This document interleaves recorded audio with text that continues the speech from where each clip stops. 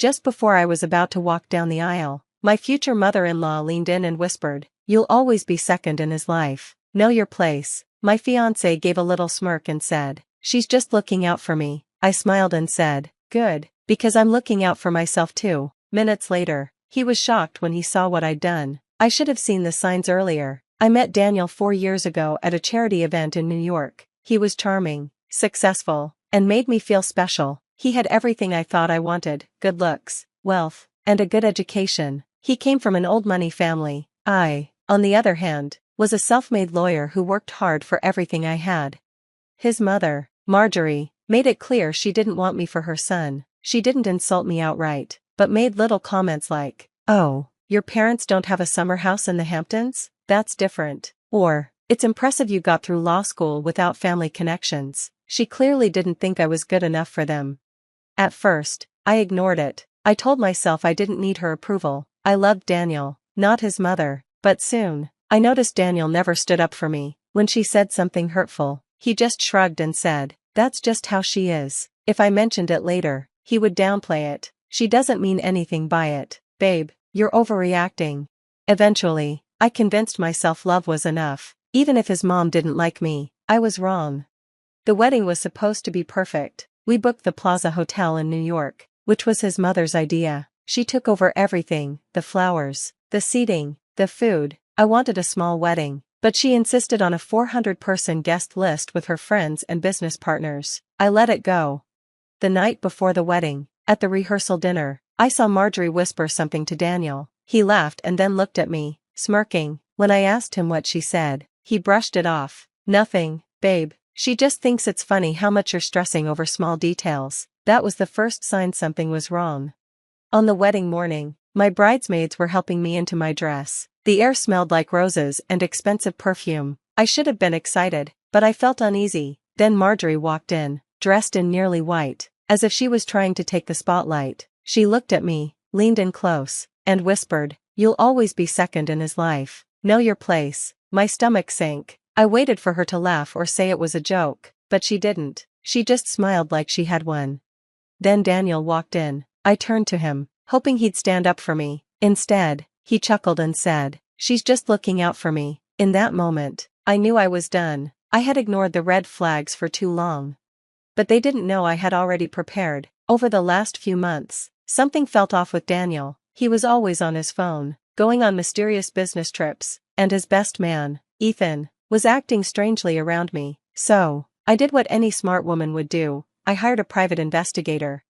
What I found was shocking. Daniel wasn't just hiding something, he was hiding someone. Her name was Rebecca, his ex. The same Rebecca his mom always talked about as the one that got away. Daniel and Rebecca had been secretly meeting at the Ritz-Carlton in Boston for months. I had photos, videos, and text messages. He called me boring, saying I was just a placeholder. The worst part? Marjorie knew about it and approved. I kept the information to myself for weeks. I could have confronted him right away or called off the wedding, but that would have been too easy. Instead, I decided to give them a show. I walked down the aisle, calm on the outside but anxious inside. Guests smiled at me. Marjorie smirked, thinking she had won. Daniel beamed, clueless. When we reached the altar, the priest began. When it was my turn, I took a deep breath, looked into Daniel's eyes, and smiled. "Before we begin, I just want to share something with everyone here." I turned to the projector screen behind us. The lights dimmed, and the screen lit up. Then everything, photos, texts, and videos, appeared. Daniel laughing with Rebecca in hotel lobbies. Texts where he called me a chore. The guests gasped. Marjorie froze, and Daniel turned pale, his hands trembling. He looked at me, then at the screen, realizing he couldn't fix it. But I wasn't done yet. I turned back to Daniel, still smiling, and whispered, "I deserve better." Then I let go of his hands. Silence filled the room. Then chaos erupted. Gasps filled the air. A chair scraped the floor as someone stood either in shock or disgust. The atmosphere felt thick, like everyone was holding their breath. Daniel turned pale, his hands shaking at his sides. Marjorie stood frozen, her mouth moving but no words coming out. I turned away from them, stepping toward my bridesmaids. They looked at me with a mix of shock, admiration, and joy. Then Daniel finally spoke. "What the hell is this?" His voice cracked. I tilted my head, unfazed. "Looks like proof." Daniel's eyes darted around the room, like a trapped animal. The 400 guests watched him, waiting, whispering. His father, a serious Wall Street mogul, glared at him, clearly disappointed. "This is fake," Daniel said, his voice desperate. He turned to the priest. Can we move on? She's pulling a prank." I laughed. That was the last straw. People started whispering louder. One of his groomsmen even muttered something under his breath and took a step back, not wanting to be part of this mess. Then a sharp voice cut through the noise. "She's not lying, Danny." The room went silent again. I turned. It was Ethan, the best man. His face was tight, jaw clenched. Daniel whipped around to face him. "What the hell are you talking about?" Ethan looked at me, his voice thick. I knew about Rebecca." "What?" Daniel's voice wavered. Ethan didn't look at Daniel, his eyes were still on me. "I wanted to tell you, I tried, but I thought you already knew." My chest tightened. I had expected many things today: shock, anger, maybe a loud outburst, but this was new. "What do you mean?" I asked, keeping my voice steady. Ethan took a deep breath, shaking his head. "Rebecca, she wasn't the only one." My stomach dropped. I'd prepared for one betrayal, one affair, but this was beyond what I was ready for. "Explain," I said, my voice sharp.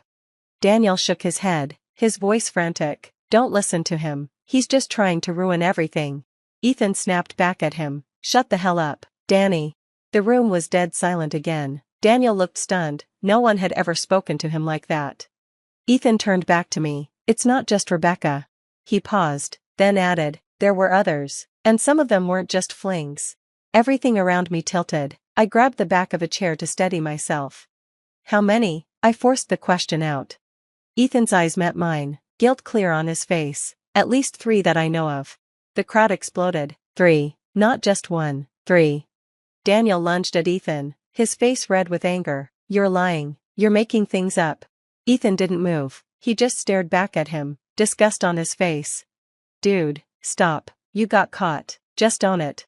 Marjorie snapped out of her shock and stormed toward me, her heels clicking on the marble floor. She clenched her fists and shouted, "Enough, you think you're so smart, don't you? You think humiliating my son in front of all these people makes you the better person?" I raised an eyebrow and said, "Oh, honey, I don't think I know her." Marjorie's face twisted in anger. "You'll regret this," she warned. Then she raised her hand as if to slap me. The crowd gasped, but before she could touch me, Ethan stepped in. His face was cold and serious. He grabbed her wrist and held it firmly. "Don't even think about it," he said, his voice low and threatening. Marjorie froze, clearly surprised someone was standing up to her. Ethan leaned closer, speaking only to her. "Your son ruined his own life, not her." Marjorie's face twisted with rage. "You were supposed to be his best man. How dare you betray him?" Ethan's jaw tightened. "I'm tired of protecting a man who doesn't deserve it." For the first time, Daniel looked afraid. Guests started shifting in their seats, whispering, and some pulled out their phones, probably recording everything. I overheard bits of conversation. "This is crazy. Can you believe his own best man turned on him?" The tension in the room was unbearable. Then Daniel did something I didn't expect. He turned to me, pale and shaking, and dropped to his knees. The murmurs and gasps spread through the crowd. I felt all eyes on me, waiting for my reaction. Inside, I was calm, but everything was burning. "Baby, please," he begged, his voice cracking. I almost laughed. Baby? This man, this lying, cheating coward, was still trying to talk his way out of it. I crossed my arms. "Get up." His eyes were wild, like a trapped animal. "I can fix this, we can fix this," he pleaded. There it was, the classic manipulation. Not "I'm sorry" or "I made a mistake," just "let's fix this," like it was something we were both in together. One of my cousins scoffed from the back. My bridesmaids whispered angrily, their faces a mix of shock and rage. "I don't think there's anything to fix, Daniel," I said coolly. I turned my back on him, letting the silence speak for itself. Then, a woman's voice cut through the silence. "Oh, you've got to be kidding me." Heads turned. A woman stepped forward from the crowd. She was tall and confident, wearing a deep green gown, but her face was filled with fury. Daniel's eyes widened in panic. "No, no, no," he muttered under his breath. Marjorie whipped around to face the woman. For the first time, she looked nervous. "You." she started. I raised an eyebrow. Who the hell is this? The woman stormed up the aisle, her heels clicking sharply. She wasn't looking at me, her eyes were locked on Marjorie. How dare you lecture her about knowing her place when you've never known yours? The woman snapped. The room went silent. Daniel looked like he might pass out. Marjorie's lips pressed into a thin line. You shouldn't be here, she hissed. Oh, I should have been here a long time ago, the woman shot back, turning to me. You must be the fiancé? I corrected her with a cold smile, slowly becoming the ex-fiancé. The woman smirked. You might want to sit down for this. I didn't move. Who are you? I asked, keeping my voice steady. She tilted her head, then turned back to Daniel, her eyes sharp. I'm his father's mistress. Gasps filled the room. I swear I heard a champagne glass drop. Daniel looked like he might faint. Daniel's father, who had been quiet until now, stood up, his face red with anger. Catherine, he began, but... Catherine raised her hand to stop him. No, don't you Catherine me, she sneered, not after you dragged me into this mess. I glanced at Daniel, he looked like he wanted to disappear. Marjorie, Catherine continued, shaking with rage, you have no right to be here. She's fat. Marjorie spat. No right? Catherine laughed harshly. Sweetheart, I have more right than anyone. You think you're the only one who gets to play puppet master? You've been cheating on your husband for years, and now you want to act like some perfect society queen? Wait, what? I blinked, trying to process. The room went dead silent. Daniel turned slowly to his mother. Mom? His voice was uncertain. Marjorie's mouth pressed into a tight line. But Catherine wasn't done. Oh, poor Daniel, she mocked. Your mommy never told you she's been having an affair for years? And guess what? Your father knew. The room erupted. Daniel's father locked eyes with Marjorie, his face cold. Is it true? He asked, his voice dangerously quiet. Marjorie opened her mouth, but no words came out. Then she snapped. Are you really going to take the word of your expletive? The crowd gasped. Catherine smirked. Expletive, she repeated, her voice sharp. Big talk for someone who's been sleeping with the same tennis instructor for 6 years. Marjorie lost it and lunged at Catherine, but Daniel's father grabbed her wrist and stopped her. Enough, he said firmly. Marjorie stood there, staring at Daniel like her whole world had fallen apart. Mom, is this true? Daniel whispered, his voice breaking. Marjorie's nostrils flared. She looked around, from me to the guests, to the people watching the chaos unfold. I knew that look. It was the look of someone who had lost control. It doesn't matter, she snapped. This is between me and your father. But Daniel shook his head, disbelief washing over him. You made my entire life about being better than Dad, he whispered. You told me he was a disappointment, that he was the reason we had to be careful about our name. He let out a bitter laugh. But all this time, you were just like him. The room was thick with tension. I could see it in Daniel's face. Everything he believed was falling apart. I should have felt sorry for him. But I didn't. Because in that moment, I realized why he was the way he was. Marjorie had raised him to be cold, calculating, entitled, but now, she had been exposed just like him, and Daniel, for the first time in his life, looked truly alone. And me? I wasn't done yet. I took a slow step forward, locking eyes with him. You and your mother always looked down on me, I said, my voice calm, steady, and final. I let the silence stretch, letting my words sink in. But now, you're the ones covered in dirt. Just as I said that, the doors flew open with a loud bang. A new voice echoed through the ballroom. Sorry I'm late, did I miss anything? I turned, and there she was. Rebecca. The door slammed open, and everyone looked toward the entrance. Rebecca walked in, tall, blonde, wearing a red dress that was way too revealing for a wedding. She held a small purse in one hand and looked calm, way too calm. I couldn't help but smile. Perfect timing, I said loudly, so Daniel could hear. Daniel? I called out. He looked like he'd been hit in the stomach. What the hell are you doing here? He asked, his voice full of panic. Rebecca stepped forward, totally unfazed. Relax, sweetheart, you invited me. The whole room gasped. His fists clenched. I didn't. Rebecca pulled out her phone. No? Then who sent me this? She asked, showing everyone the screen. It was a message from Daniel, sent 2 nights ago. I can't stop thinking about you. I wish this wedding wasn't happening. You were always the one. The room went silent, then exploded with whispers. Is he serious? His fiancée is right there. I turned back to Daniel, raising an eyebrow. Interesting, you told me you hadn't talked to her in months. His face went pale. Rebecca smirked. Oh, honey, he's been talking to me for years. Daniel staggered back.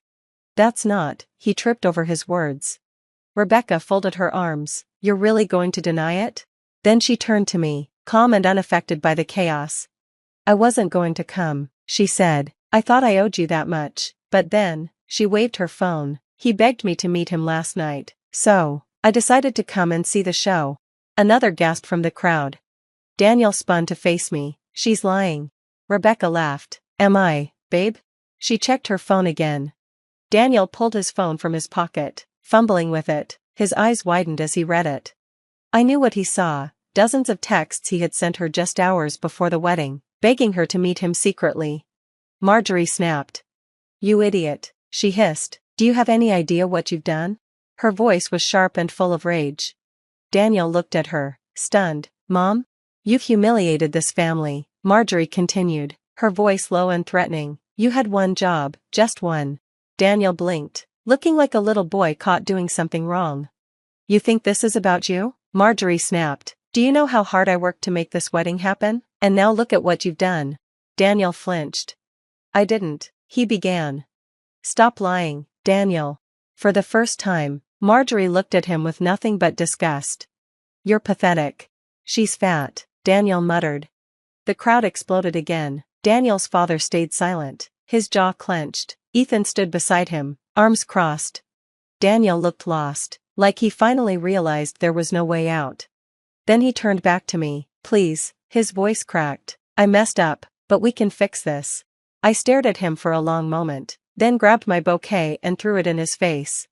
Gasps filled the room, some even laughed. The bouquet hit his chest and fell to the floor. Daniel just stood there, shocked. I straightened my dress, turned to the guests, and smiled.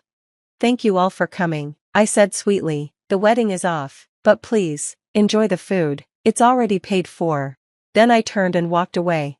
And let me tell you, it was the best walk of my life. So, what happened next? Daniel? He was completely disgraced. His law firm quietly let him go because scandals don't mix with business. Word spread fast in New York. No one wants to hire a lawyer with that kind of reputation. Marjorie? She was furious but too embarrassed to show her face at social events. Being exposed for her own affair made her a social outcast. Rebecca? She went back to her ex-boyfriend. She never wanted Daniel long-term. She just liked knowing she could have him whenever she wanted. Ethan? It turned out he had feelings for me all along. No pressure, just seeing where things go. And me? I went to Paris on my honeymoon alone, using Daniel's black card. I had no regrets. As I sipped champagne, looking out at the Seine at sunset, I realized something. I had spent years trying to prove myself to that family, but in the end, they weren't worth my time. They held a funeral for my future when I was 22. I'm not being dramatic. They literally threw a dinner party and called it a wake. Black tablecloth, wilted lilies, the whole 9 yards. My mother Helen stood at the head of our mahogany dining table, raised her wine glass, and delivered a eulogy for the daughter who died the day I chose social work over law school. My name is Trinity, and that night 10 years ago was the last time I sat at that table. To Trinity's wasted potential, Helen had said, her voice carrying that particular brand of disappointment she'd perfected over the years. May it rest in peace, alongside her trust fund. My father Hugh nodded solemnly from his chair, cutting into his steak like he was dissecting my life choices. My younger sister Lexis, golden child, business prodigy, everything I apparently wasn't, actually giggled behind her napkin. Come on, Mom, Lexis had said, her eyes sparkling with that cruel amusement she wore so well. Trinity's just going through a phase. She'll come crawling back when she realizes she can't survive on good intentions and food stamps. I should have walked out then. Instead, I sat there like an idiot, watching my family perform this twisted theater, while my heart shattered into pieces small enough to fit through the cracks in their marble floors. The position at Morrison & Associates is still available, Hugh had said, not even looking at me. "One phone call, Trinity. That's all it takes to resurrect your future." "I don't want to be a corporate lawyer." The words came out quieter than I'd intended, but they might as well have been screams for how the room went silent. Helen set down her glass with surgical precision. "What you want is irrelevant. What matters is what's practical, what pays, what maintains the family reputation. I want to help people." "You can help people by making enough money to write checks to charity," Lexis chimed in, twirling her fork like she was conducting an orchestra of my failures. "But I guess that requires actual intelligence." That's when I stood up. That's when I told them exactly what I thought of their money, their reputation, and their twisted version of love. That's when Hugh's face turned purple and Helen's mask finally slipped, revealing the ice-cold calculation underneath. "If you walk out that door," Helen had said, her voice steady as a surgeon's hand, "don't expect to walk back in. We won't enable your delusions." I walked out anyway. For 10 years, I kept walking. Through a studio apartment with paper-thin walls and a radiator that sounded like a dying animal. Through graduate school funded by loans that'll follow me to my grave. Through a job that pays barely enough to survive but fills something in my soul that their money never could. I walked through cancer at 28, alone, because when I called them from the hospital, Helen hung up after hearing the word chemotherapy. Apparently, my illness was just another manipulation tactic in her mind. Ruby, my best friend, and the closest thing to family I have now, held my hand through every treatment. She was there when I lost my hair, when I couldn't keep food down, when I thought I might actually die in that sterile hospital room with no one but the nurses to mourn me.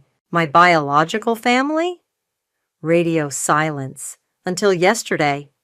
I was sitting in my tiny kitchen, grading case files over instant ramen, when my phone buzzed with a text from an unknown number. "Check the news. Karma's finally called them home." The headline made my blood freeze. "Hart Industries collapses after massive fraud investigation. Family fortune lost." There was Hugh's photo, older, grayer, but still wearing that same arrogant expression I remembered. The article detailed how Lexis, their precious golden child, had apparently been cooking the books for years. Embezzlement, tax evasion, investor fraud. She'd hit the white-collar crime trifecta. The Hart family empire, built over 3 generations, was gone. Bankruptcy, federal investigation, assets seized. I should have felt vindicated. I should have felt that sweet satisfaction of watching karma serve justice on a silver platter. Instead, I just felt empty. Until this morning, when someone knocked on my door. I opened it to find 2 strangers wearing my parents' faces, hollow-eyed, desperate, and smaller somehow than I remembered. Helen's perfect posture had crumbled, and Hugh's commanding presence had withered into something that looked almost human. "Trinity," Helen whispered, and for the first time in my life, I heard her voice crack. "We need to talk." They stood in my doorway like ghosts of their former selves. Helen's designer clothes hung loose on her frame, and Hugh's hands shook as he gripped a worn leather briefcase that probably contained everything they had left. "May we come in?" Helen asked, the words foreign in her mouth. I'd never heard her ask permission for anything. I stepped aside without a word. They shuffled into my cramped living room, taking in the second-hand furniture and peeling paint with the kind of horror usually reserved for crime scenes. "Cozy," Hugh muttered, lowering himself onto my thrift store couch like it might collapse under him. "Coffee?" I asked, more out of shock than hospitality. "Please." Helen perched on the edge of my armchair, spine straight despite everything. Some habits die hard. I busied myself in the kitchen, hands trembling as I scooped grounds into the filter. Through the thin wall, I could hear them whispering. "This is humiliating," Hugh hissed. "We don't have a choice," Helen shot back. "She's the only one who—" "Who what?" I called out, returning with 3 mismatched mugs. "Who hasn't stolen from you? Who hasn't destroyed your life? Who you haven't spoken to in a decade? Helen flinched. Hugh stared into his coffee like it held answers. We made mistakes, Helen said finally. Mistakes? The word came out sharper than I intended. You held a funeral for me. You hung up on me when I had cancer. You thought I was lying. You thought I was manipulating you for money. I sat across from them, studying these strangers who used to be my parents. What changed? Why now? Hugh cleared his throat. The federal investigators froze everything. The house, the cars, the accounts. We're staying in a motel off Route 9. The image hit me like a slap. My parents, who used to vacation in the Hamptons and shop on Fifth Avenue, reduced to a roadside motel with cigarette burns in the carpet and ice machines that never worked. Where's Lexus? I asked. Helen's face hardened. We don't know. She disappeared the night before the FBI raid, took what cash she could, and vanished. Your golden child abandoned you? I couldn't keep the bitter satisfaction out of my voice. She's scared, Hugh said defensively. She made some poor decisions, but... Poor decisions? I laughed, harsh and ugly. She embezzled millions. She destroyed your company. She ruined your lives. She's still our daughter, Helen whispered. The words hung in the air like smoke. Still their daughter. Unlike me, apparently. What do you want? I asked. Helen and Hugh exchanged glances. Some silent communication passed between them, the kind that comes from 30 years of marriage. We heard you work in social services now, Hugh said carefully, that you have connections with housing programs, assistance programs. You want me to help you get welfare. The irony was so thick I could taste it. It's temporary, Helen said quickly. Just until we can figure out our next steps. We're not asking for money. Good, because I don't have any. Just guidance, someone who knows the system. I stared at them, these proud people who'd rather die than accept charity, now begging their disowned daughter to help them navigate the very programs they'd probably voted to defund. You know what's funny? I said. When I was sick, when I was broke, when I was sleeping on Ruby's couch because I couldn't make rent, I would have given anything for you to care, for you to call, for you to show up. Helen's eyes filled with tears, real ones, not the crocodile variety she used to deploy at charity galas. We were wrong, she said. We were so wrong about everything. Were you, or are you just desperate? Before either could answer, my phone rang. Lexus's name flashed on the screen. I answered without thinking. Hello? Trinity. Lexus's voice was breathless, panicked. Are they there? Did they find you? They're sitting right here. Silence. Then, don't help them. Hugh leaned forward. Is that Lexus? Let me talk to her. I held up a hand, keeping the phone pressed to my ear. Trinity, listen to me, Lexus continued. Whatever they told you, it's not the whole truth. There are things you don't know. Things they did that... What things? I can't say over the phone, but please, whatever you do, don't trust them. Don't help them. They don't deserve it. The line went dead. Helen and Hugh stared at me expectantly. What did she say? Helen asked. I looked at my parents, broken, desperate, finally vulnerable, and felt something cold settle in my chest. She said she's sorry, I lied. After my parents left, promising to call tomorrow for my answer, I sat staring at my phone for 20 minutes before dialing Ruby. They showed up, I said when she answered. Who showed up? My parents, at my door, begging for help. Ruby was quiet for a moment. Jesus, how do you feel? Like I'm having an out-of-body experience. They want me to help them get into housing assistance programs. And I'm thinking about it. Trinity, I know what you're going to say. Do you? Because I'm not sure you do. Ruby's voice carried that gentle firmness she used with her therapy clients. What exactly are you thinking about? Helping them or hurting them? I didn't answer. Come over, she said. We need to talk face to face.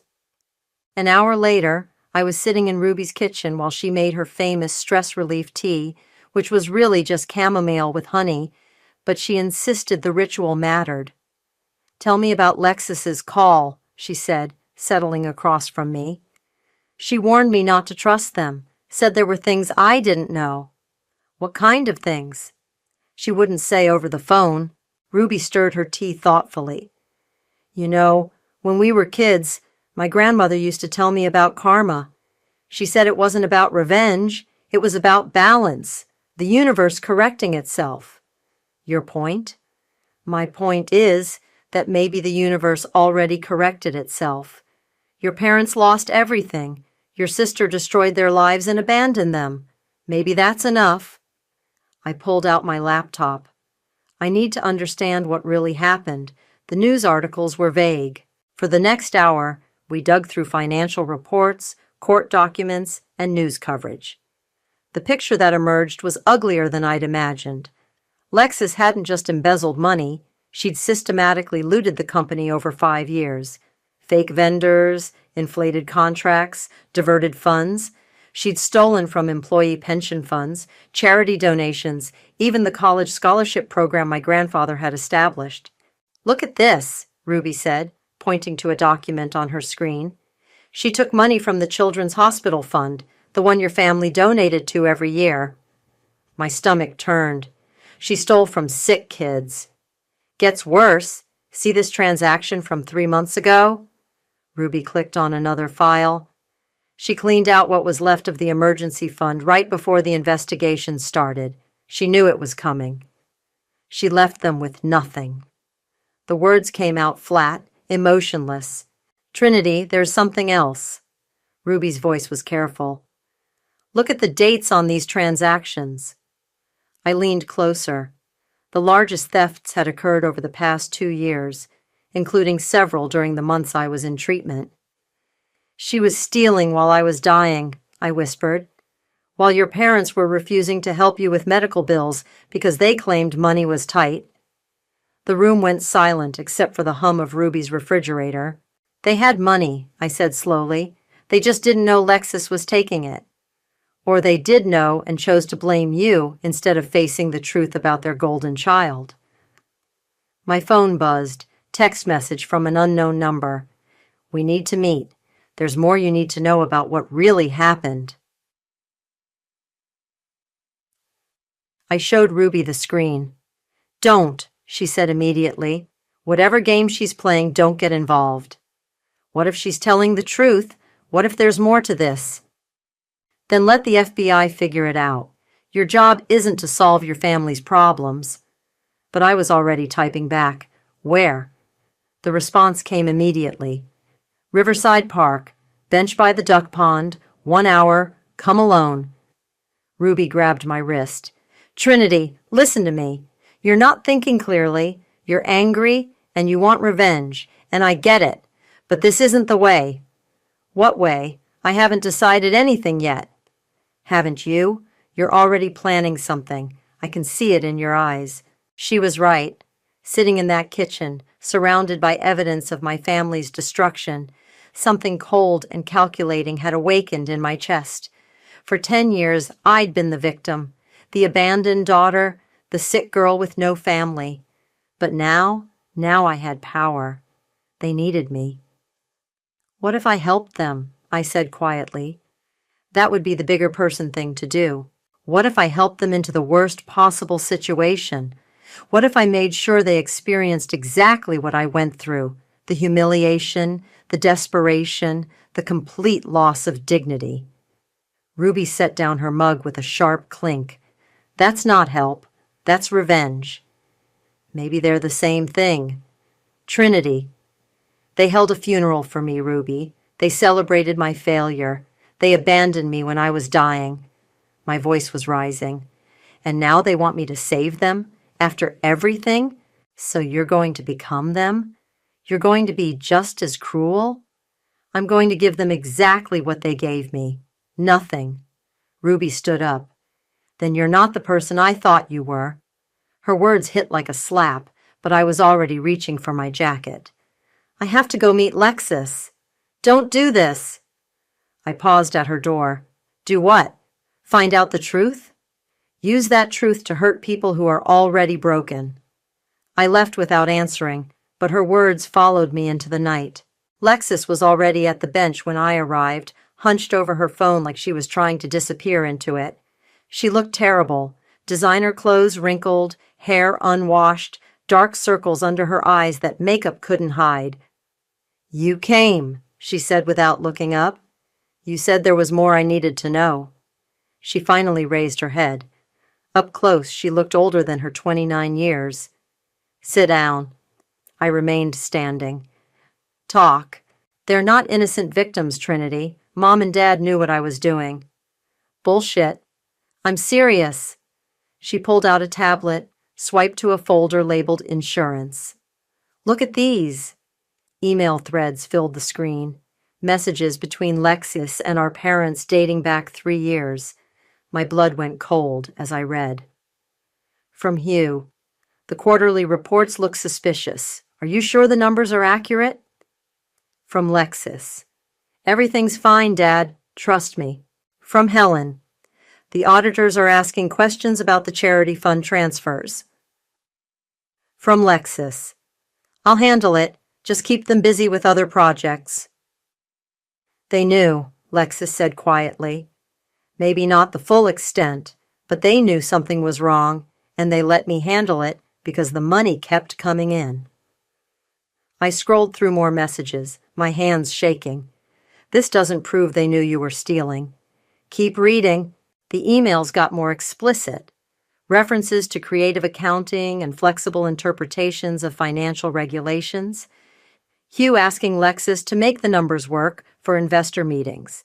Helen suggesting they postpone the audit until after the holidays. They were complicit, Lexus said. Not masterminds, but they turned a blind eye because business was good. Why are you showing me this? Because they're going to blame everything on me. They already are. And when you help them... Who says I'm helping them? Lexus laughed bitterly. Please, you're Trinity. You help everyone. It's your thing. My thing? The savior complex. The need to fix broken people. It's why you became a social worker instead of making real money. The old sting of her condescension hit me, but I pushed it aside. If they knew what you were doing, why didn't they stop you? Because stopping me meant admitting they'd been living off stolen money for years. Their house, their cars, their lifestyle, all funded by my creative solutions. She closed the tablet. They chose willful ignorance. And you chose to steal from sick children. Her face crumpled. I know how bad it looks. But it started small, just moving money around to cover cash flow problems. Then it got bigger, and I couldn't stop without exposing everything. So, you kept stealing? I kept trying to fix it. Every theft was supposed to be the last one, just enough to buy time to make things right. Until you cleaned out the emergency fund and ran. I panicked, okay? The FBI was closing in, and I knew if I stayed, I'd drag everyone down with me. I stared at her, this woman who used to be my sister. You left them to face the consequences alone. I saved them from criminal charges. If I'd stayed, they would have been arrested too. How noble of you. Trinity, I'm trying to make this right. I have money hidden. Not much, but enough to help them get back on their feet. But I need your help to get it to them without the feds tracing it. You want me to help you launder money. I want you to help me take care of our parents. Our parents? The words came out like acid.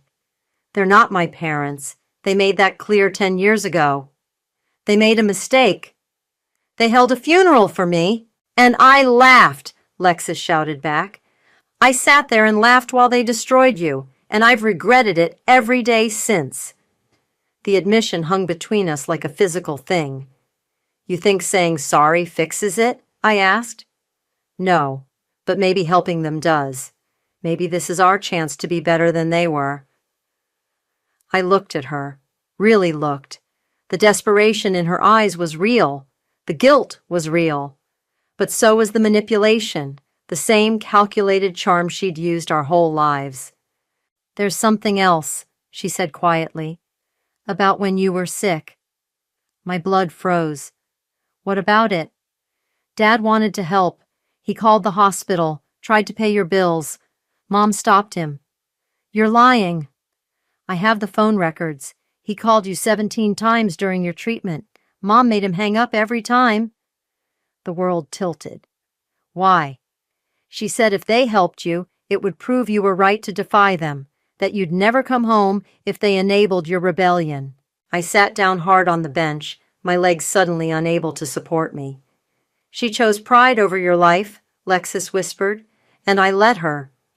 I called my parents the next morning before I could change my mind. I'll help you, I said when Helen answered. The relief in her voice was immediate. Oh, Trinity, thank you. We knew you'd... I have conditions. Silence. What kind of conditions? Hugh's voice came through the speaker. They'd put me on conference call. You do exactly what I say when I say it. No questions, no arguments. You've lost the right to make demands. That seems reasonable, Helen said carefully. I've arranged placement in a transitional housing program. It's specifically designed for people in your situation, professionals who've experienced sudden financial hardship. That sounds perfect, Hugh said. When can we? Today. I'll pick you up at your motel at noon. After I hung up, I sat in my car outside the Riverside Motel, watching my parents emerge from room 237 with 2 small suitcases. Everything they owned in the world, reduced to what they could carry. Helen had tried to maintain some dignity. Her hair was styled, her clothes pressed. But Hugh looked broken. His shoulders sagged as he loaded their bags into my trunk. Thank you for this, Helen said as she settled into the passenger seat. We know this isn't easy for you. No, it's not. Hugh climbed into the back. Where exactly is this facility? Downtown. It's called New Horizons. I've heard of it, Helen said. Don't they help homeless people? Among others. The drive across town was tense. My parents kept trying to make conversation, asking about my work, my apartment, anything to fill the silence. I gave short answers, focused on the road. Trinity, Hugh said as we stopped at a red light, I need to tell you something. What? When you were sick, I wanted to help. I tried to call you. My hands tightened on the steering wheel. Did you? Your mother thought it was best if we maintained boundaries. She said if we helped you, you'd never learn to stand on your own. Helen's head snapped toward him. Hugh? She needs to know, he said firmly. I called the hospital. I spoke to your doctor. I wanted to pay your bills, but Helen said... I said we needed to be consistent, Helen interrupted. We'd made a decision as a family. You made a decision, Hugh shot back. I wanted to be there for her. And undermine everything we'd worked for. Show her that defying us had no consequences? She had cancer, Helen! The car behind us honked. The light had turned green.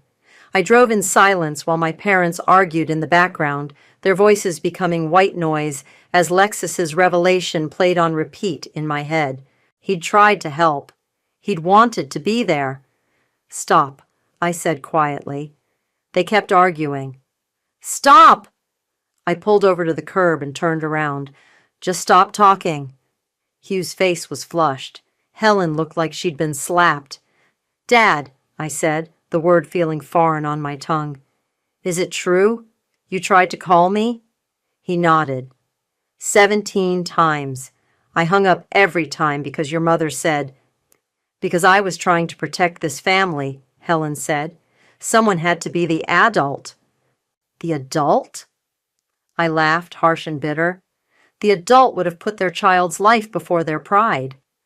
We thought you were manipulating us, using your illness to... To what? Get attention? Get money? I turned back around, gripping the steering wheel. I was dying, Mom. I was 28 years old and dying, and you thought I was playing games. We made mistakes, Hugh said quietly. You made choices. There's a difference. I pulled back into traffic. The rest of the drive passed in silence. New Horizons sat on a busy street downtown. a converted warehouse with small windows and a faded sign. It wasn't the worst place in the city, but it wasn't the upscale facility my parents were expecting. "This is it?" Helen asked as we parked. "This is it."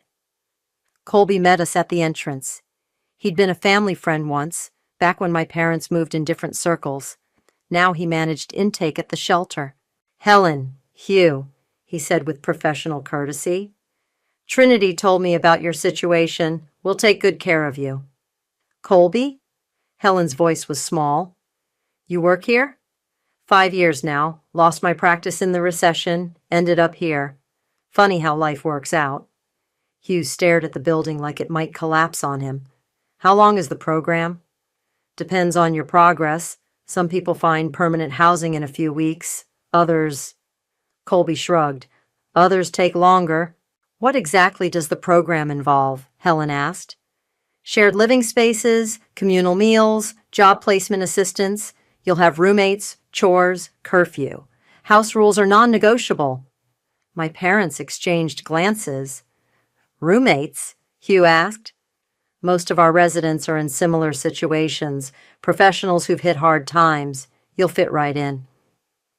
I watched my parents absorb this information, the reality of their new life settling over them like a heavy blanket. "Trinity," Helen said, turning to me, "will you visit?" I looked at her, this woman who'd chosen pride over love, who'd held a funeral for my dreams and let me suffer alone. "We'll see," I said. I visited them the following Tuesday. Colby met me at the front desk, shaking his head. "Your mother asked to speak to the manager 3 times yesterday," he said. "She wants to know why the Wi-Fi password changes daily and why she can't have food delivered to her room." "How's my father handling it?" "Better, actually. He's been helping in the kitchen. Quiet, but he shows up." I found them in the common area. Helen sat rigid on a worn couch, staring at a TV showing daytime talk shows. Hugh was across the room playing chess with a man I didn't recognize. "Trinity!" Helen stood immediately. "Thank goodness you're here. We need to discuss alternative arrangements." "What kind of alternatives?" "This place isn't suitable. The people here—" She lowered her voice. "Some of them have substance abuse problems, mental health issues. It's not safe." "It's perfectly safe, Mom. These are people who've fallen on hard times, just like you." "We're not like them." "Aren't you?" Hugh approached us, leaving his chess partner mid-game. "Trinity, we appreciate what you've done, but surely there are other options. Private facilities, perhaps?" "With what money?" The question hung in the air. Hugh's face reddened. "Your mother and I have been discussing our situation," he said. "We think it might be time to reach out to Lexis, work together to rebuild." "Lexis is a federal fugitive." "She's our daughter," Helen said firmly, "and she has resources that could help us get back on our feet." "Resources she stole." "That's between her and the authorities." I stared at them, amazed. Even now, even after everything, they were choosing Lexis over accountability. "She called me yesterday," Hugh said quietly. "What?" "Lexis. She wants to meet with us. She says she has a plan to make things right." "You're not seriously considering—" "She's family, Trinity. Whatever she's done wrong, she's still our daughter." "And what am I?" The question came out sharper than I intended. Hugh flinched. "You're our daughter too," Helen said carefully. "That's why we came to you for help. After 10 years of silence, we've apologized for that." "Have you? When?" I don't remember hearing the words. "I'm sorry." Helen's mouth opened and closed. Hugh looked at his shoes. "We need to go," Helen said finally. "Lexis is waiting." "Go where?" "She's staying at a hotel across town, just for a few hours." "You'll violate your housing agreement. Colby will kick you out." "We'll be back before curfew," Hugh said. "No one needs to know." I watched them gather their coats, these people who'd learned nothing from their fall. They were still choosing the easy path, still believing Lexis could fix everything with her schemes and stolen money. "Don't do this," I said. We have to, Helen replied. She's our only hope. They left me standing in the common area, surrounded by the very people they thought themselves too good for. Family troubles? I turned. The man Hugh had been playing chess with extended his hand. Marcus, he said, I'm in room 4B, next to your parents. How are they as neighbors? Your mother's particular. Asked me to keep my music down at 7 p.m. I wasn't playing any music. Despite everything, I smiled. That sounds like her. Your father's different. Helped me move my dresser yesterday. Didn't say much, but he showed up. We sat down at the chessboard. Marcus reset the pieces. You know, he said, I used to be a financial advisor. Lost everything in a Ponzi scheme. Not running it, investing in it. Thought I was smarter than everyone else. What happened? Pride, mostly. Refused help from family because I was embarrassed. Ended up here. He moved a pawn. Best thing that ever happened to me. How's that? Learned who I really was when I had nothing left to hide behind. Turns out I'm not as smart as I thought, but I'm tougher than I knew. I moved my own pawn. My parents don't seem to be learning that lesson. Give them time. Rock bottom looks different for everyone. We played in comfortable silence for a while. Around us, the shelter hummed with quiet activity, people reading, watching TV, having conversations. It wasn't the hellscape my parents imagined. It was just life, stripped of pretense. My phone buzzed. Text from Lexus. Thanks for not stopping them. We're going to fix this together. I showed Marcus the message. Your sister? He asked. Unfortunately. She sounds like trouble. She is. And your parents are walking right into it. I nodded, watching the chessboard blur as my eyes filled with tears I refused to shed. You could warn them, Marcus said gently. I could, but you're not going to. No, I said, moving my queen into position. I'm not. Sometimes, Marcus said, studying the board, the only way people learn is by making their own mistakes. Even if those mistakes destroy them, especially then. He moved his king, walking directly into my trap. Checkmate, I whispered. They didn't come back that night. Colby called me at 6 a.m. Your parents never returned. They violated their housing agreement. What does that mean? It means they're out. I held their beds as long as I could, but we have a waiting list. I drove to the hotel Lexus had mentioned, my stomach churning with each mile. The Riverside Inn was the kind of place that rented rooms by the hour, with flickering neon signs and parking lots full of broken dreams. I found them in the lobby, all three of them. Helen sat in a cracked vinyl chair, staring at nothing. Hugh paced by the window. Lexus stood at the front desk, arguing with the clerk. The card was declined again, the clerk was saying. You need to pay cash or leave. There's been a mistake, Lexus insisted. Try running it one more time. I've run it 6 times, lady. It's maxed out. I approached slowly. Having trouble? Lexus spun around. Trinity, thank God. Can you cover the room for another night? Just until I sort out this banking issue. What banking issue? The accounts I set up got frozen. Temporary setback. You mean the FBI found your hidden money? Her face went pale. It's not what you think. It's exactly what I think. I looked at my parents. How long have you been here? 2 days, Hugh said quietly. Lexus said she had everything arranged, but her stolen money got confiscated and now you're homeless.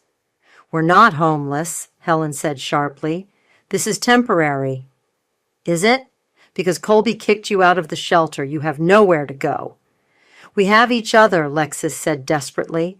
We can figure this out as a family. Family? The word came out like a curse. You destroyed them, Lexus. You stole their money, ruined their reputation, and now you've gotten them kicked out of the one place that would help them. I was trying to fix things. By dragging them into another one of your schemes? The hotel clerk cleared his throat. Ladies, you need to settle your bill or I'm calling security. I pulled out my credit card. One night. That's it. Trinity, you don't have to, Hugh started. No, I do. Because despite everything you've done to me, I'm not going to let you sleep on the street. I paid for the room and followed them upstairs. The space was tiny, with 2 double beds and a bathroom that had seen better decades. We need to talk, I said, closing the door behind us. Trinity, we can explain, Helen began. Sit down, all of you. They sat on one bed. I remained standing. Lexus, show them the emails. What emails? Hugh asked. The ones where you and Mom knew she was stealing and chose to look the other way.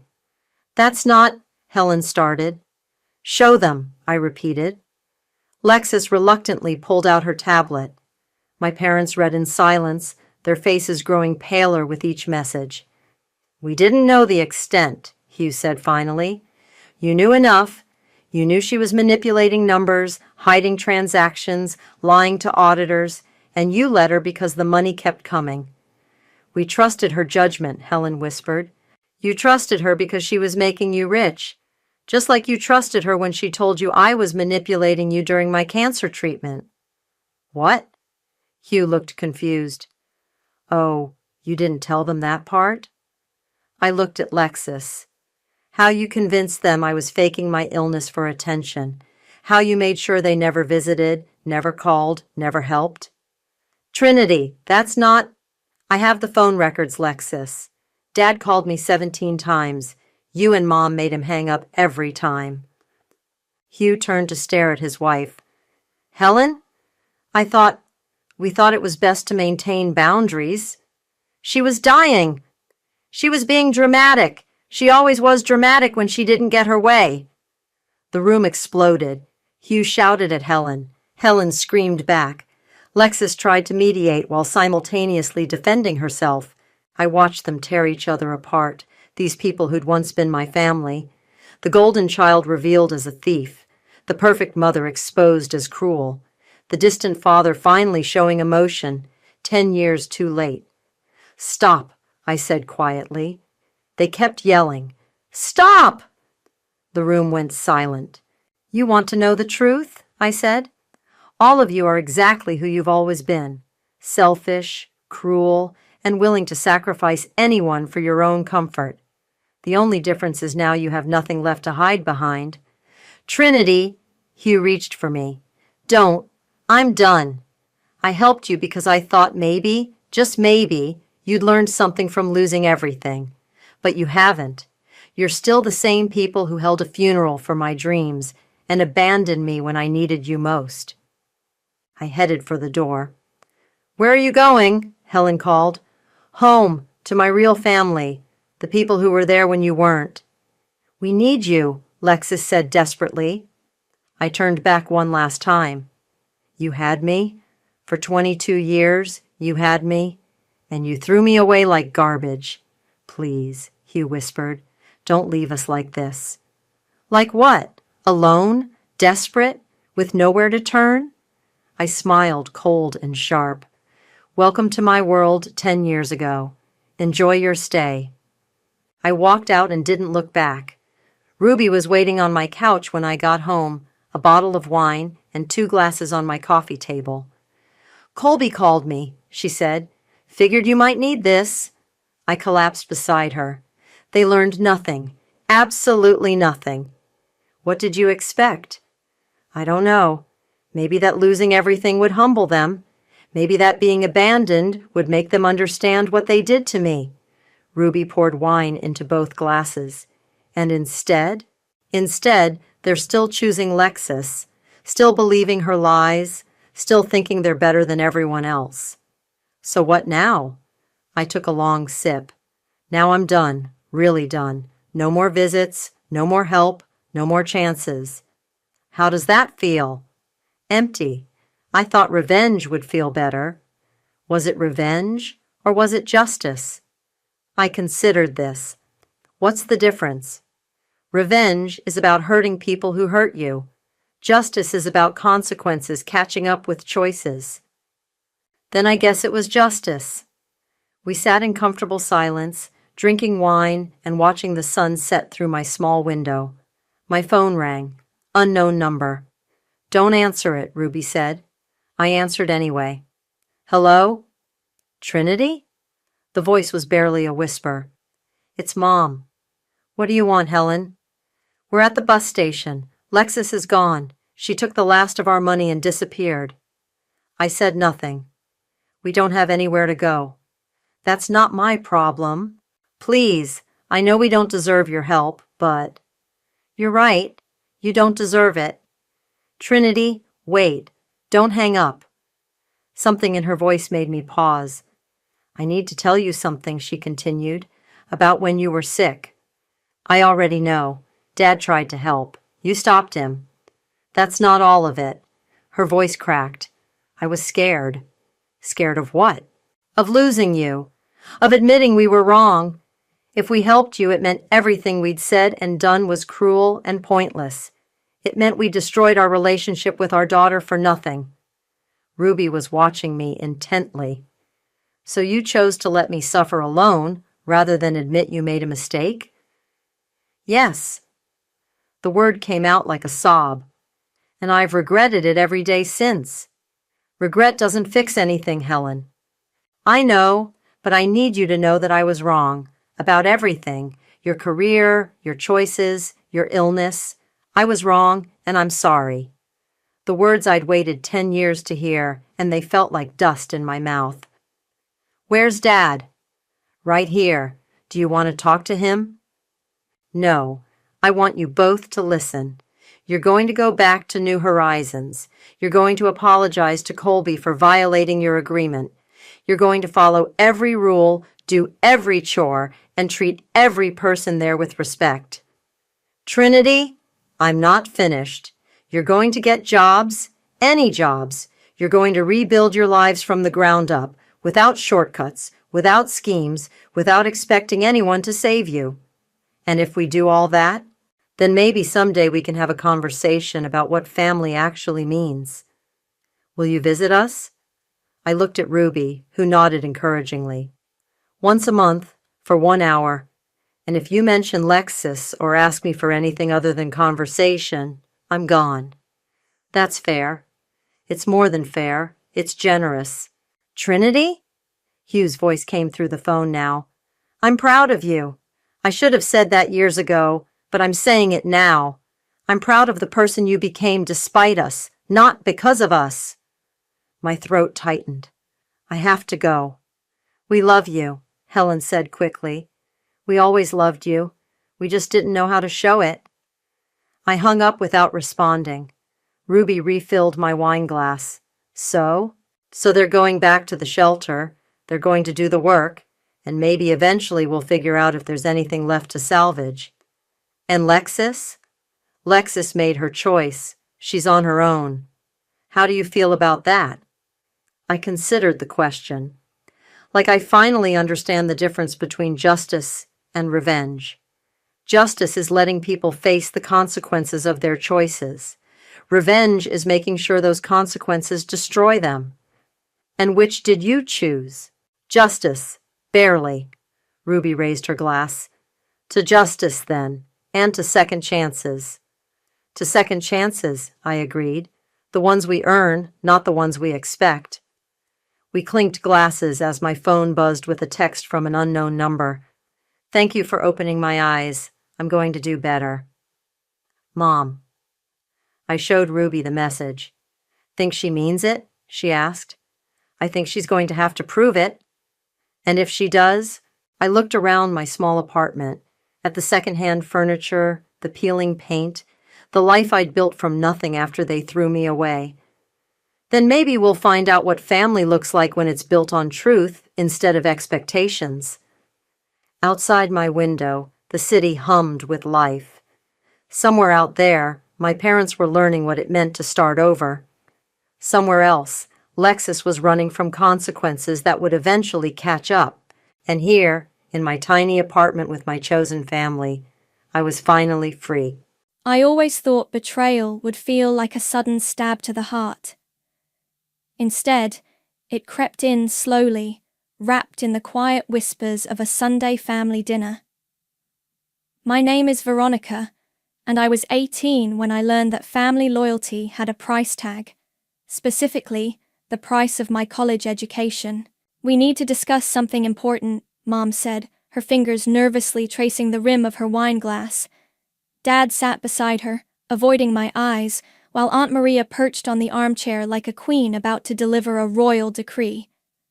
I should have known something was wrong when they invited me into Dad's study after dinner. That room was reserved for serious conversations, like when Grandpa died, or when Dad lost his job at the firm. "Honey," Mom started, her voice trembling, "we've been thinking about the future, about college." "Your cousin Haley has shown remarkable potential," Aunt Maria cut in, her voice smooth as honey but twice as sticky. "She's been accepted into several prestigious universities." I nodded, confused. "That's great. I'm still waiting to hear back from MIT and Georgia Tech myself." The silence that followed felt heavy enough to crush me. "The thing is," Dad finally spoke, his words careful and measured, "we've decided to reallocate some resources." Reallocate? The word felt foreign on my tongue. "Your college fund?" Mom blurted out. "We're giving it to Haley." The world didn't stop. The earth didn't shake. Instead, everything became crystal clear, like someone had finally wiped clean a foggy window. "Your what?" I managed to keep my voice steady, though my hands were shaking under the desk. "It makes perfect sense." Aunt Maria leaned forward, her expensive perfume suffocating me. "Haley's been accepted to Harvard. This is a once-in-a-lifetime opportunity. Your parents understand that supporting her education is an investment in our family's future." "And what about my future?" The words came out sharper than I intended. "Oh, sweetie." Mom reached for my hand. I pulled away. "You're so practical. You can start at community college, work part-time. You've always been good at figuring things out." "Unlike Haley," Aunt Maria added, "who needs to focus entirely on her studies." I stood up, my chair scraping against the hardwood floor. "So, because I'm capable, I get punished? Because I'm responsible, I lose my chance?" "You're not losing anything," Dad protested weakly. "You're helping family." "Family?" I laughed, but it sounded more like a sob. "Does Haley know that you're giving her my future?" "She'll be so grateful," Aunt Maria beamed. "She's always looked up to you." I walked to the window, watching our neighbor's cat prowl across the garden. Behind me, they continued talking about logistics, about how this was the right decision, about how I'd understand someday. "How much?" I asked, turning back to face them. "What? How much of my fund are you giving her?" Mom looked at Dad, who cleared his throat. "All of it. 85,000. The number hit me like a physical blow. 8 years of saving. Every birthday check from grandparents. Every summer job. Gone." "Veronica," Mom started again, but I held up my hand. "I need some air." I walked out of the study, past the living room where Haley sat texting on her phone, completely oblivious to how her future had just been bought with my dreams. In my room, I opened my laptop and started typing. If they thought I would roll over and accept this, they didn't know me at all. I had straight A's in advanced math and science. I'd been tutoring since sophomore year. I knew how to build websites. My phone buzzed. A text from Patrick, my computer science teacher, who'd become a mentor of sorts. "How'd the family dinner go?" I stared at the message, then typed, "Can we meet tomorrow? I need business advice." His reply came instantly. "Coffee shop, 4 p.m. Perfect. I looked at my reflection in the dark window. The girl staring back wasn't a victim. She was someone who'd just been underestimated for the last time. They thought they were teaching me about family loyalty. Instead, they were about to learn a lesson about consequences. I opened a new document and started typing. Business plan, online tutoring platform. Let Haley have Harvard. I had something better. Motivation and revenge, I was discovering, made an excellent business partner. You're either incredibly brilliant or completely insane, Patrick said, stirring his coffee as he reviewed my business plan. Maybe both. The coffee shop buzzed with afternoon activity, providing perfect cover for our conversation. 3 months had passed since that fateful family dinner, and I'd spent every free moment building my secret empire. The market's saturated with tutoring services, he continued, but your approach... He tapped the screen where my prototype website glowed. This is different.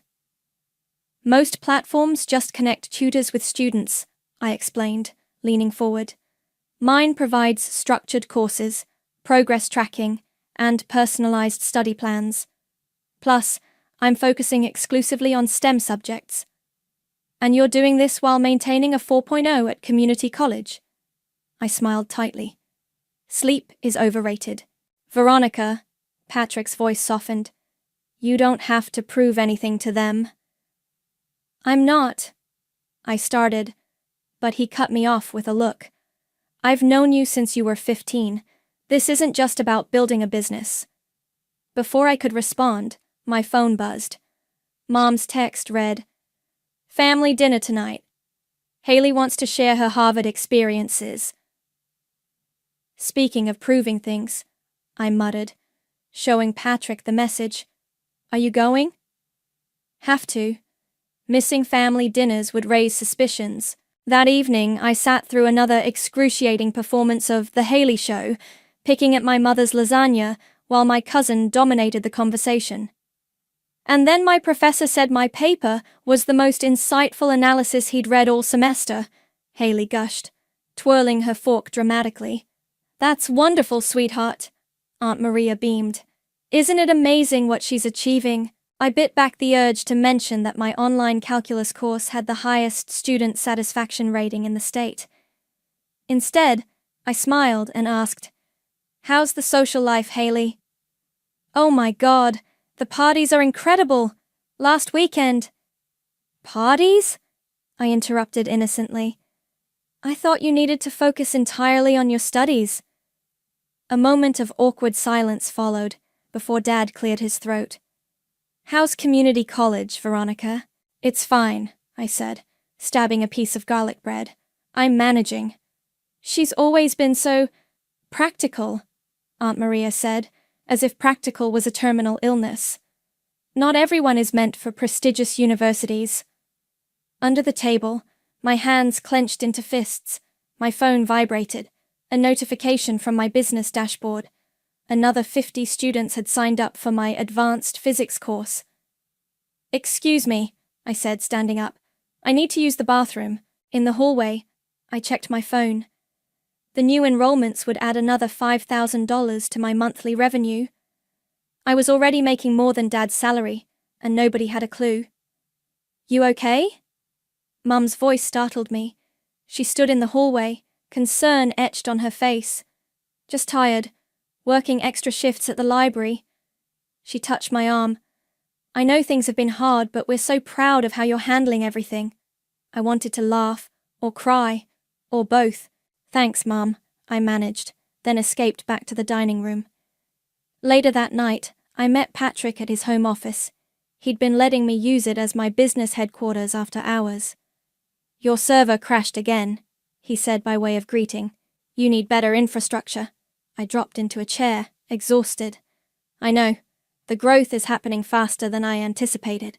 Speaking of growth, he turned his monitor toward me, showing a spreadsheet. You've hit 6 figures in monthly revenue. It's time to incorporate properly. And risk them finding out?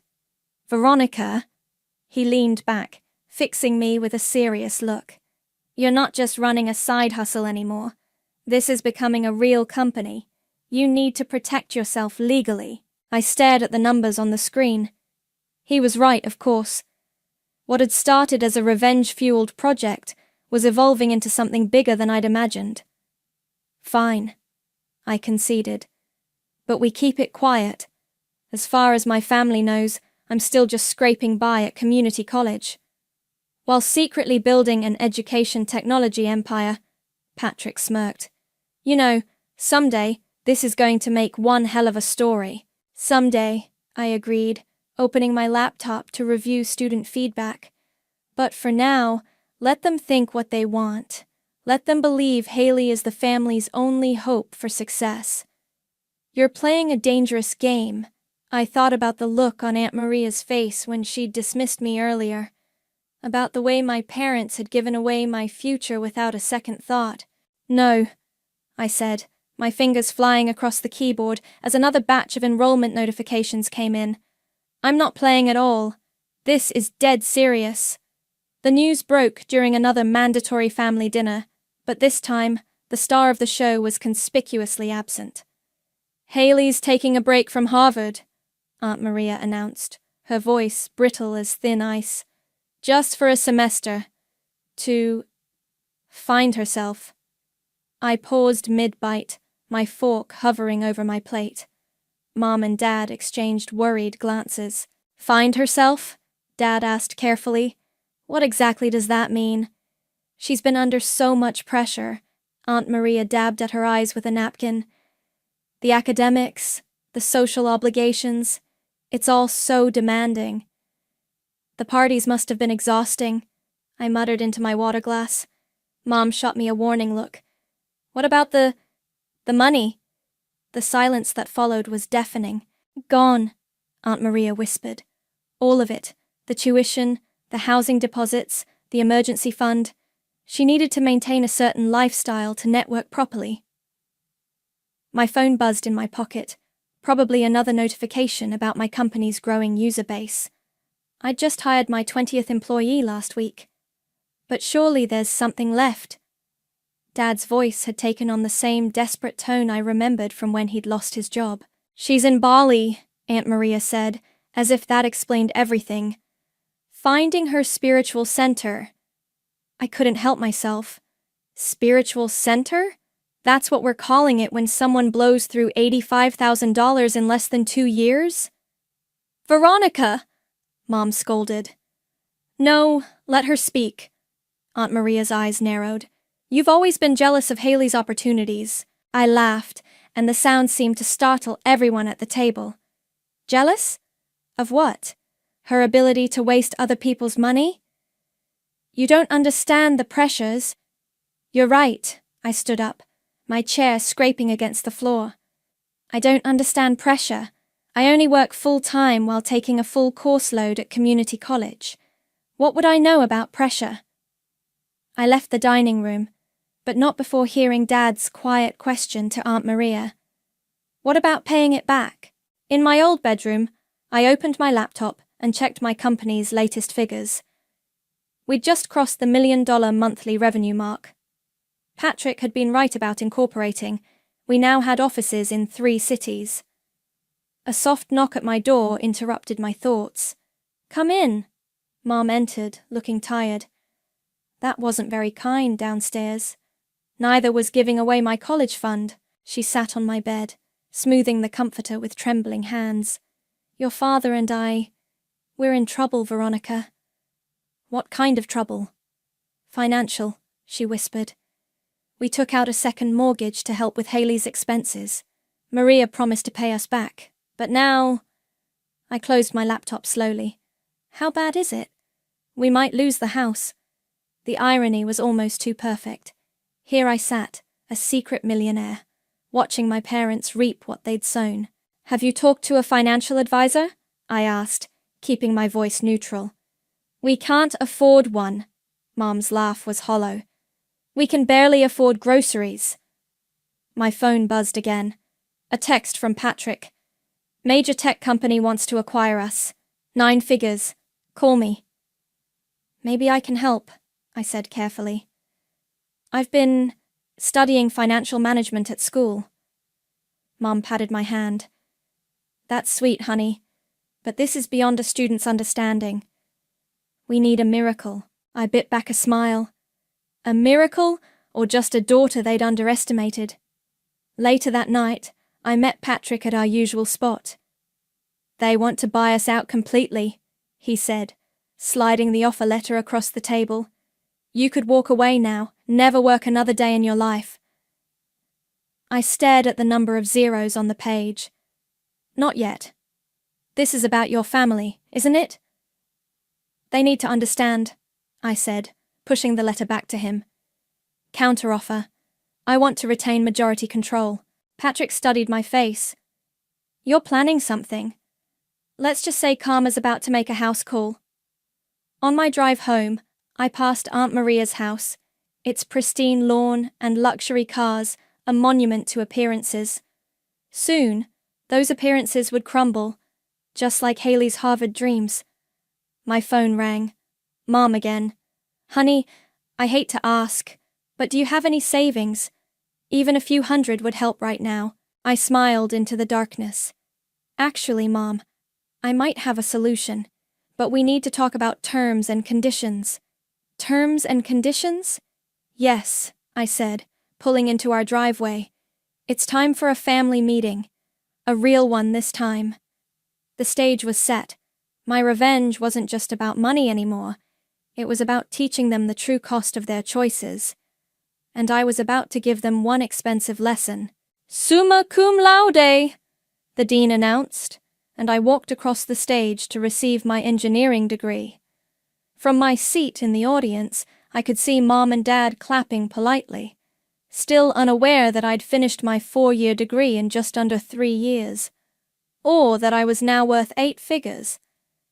I'm so proud of you. Mom hugged me after the ceremony. A community college degree is nothing to be ashamed of. I caught Patrick's eye across the crowd. He was trying not to laugh. Thanks, Mom. Actually, there's something I need to tell you. Veronica! Aunt Maria's voice cut through the crowd like a knife. She was wearing designer sunglasses that probably cost more than my parents' monthly mortgage payment. How quaint. Is this the whole graduation ceremony? Maria, Dad said weakly, I didn't know you were coming. Of course. Family supports family. She air-kissed my cheeks. Have you heard from Haley? She's starting a yoga retreat in Thailand. Very exclusive. Still finding herself? I asked innocently. That's quite a long search. Before Aunt Maria could respond, my phone rang. I stepped away to take the call. The acquisition papers are ready, my lawyer said. Are you sure about the terms? Absolutely. Send them over. When I returned, Mom was making dinner plans. We should celebrate. Maybe that new Italian place. Too expensive, Dad muttered. Actually, I said, I'd like to host dinner at my place. They all stared at me. Your place? Mom frowned. But you live in the dorm. Not anymore. I have an apartment downtown, near the tech district. How can you afford? Dad started. That's part of what I want to discuss, I interrupted. 7 o'clock? Patrick will be joining us. Your professor? Aunt Maria scoffed. Why would he? My business partner, I corrected. And trust me, you'll want to hear what we have to say. Later that evening, I watched their faces as they entered my penthouse apartment. The floor-to-ceiling windows offered a stunning view of the city skyline. Modern art hung on the walls, and the furniture was sleek and expensive. There must be some mistake, Mum whispered.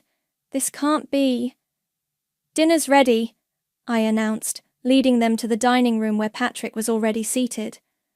I hope everyone likes Japanese fusion. Veronica, Dad's voice was strained. What's going on? I took my seat at the head of the table.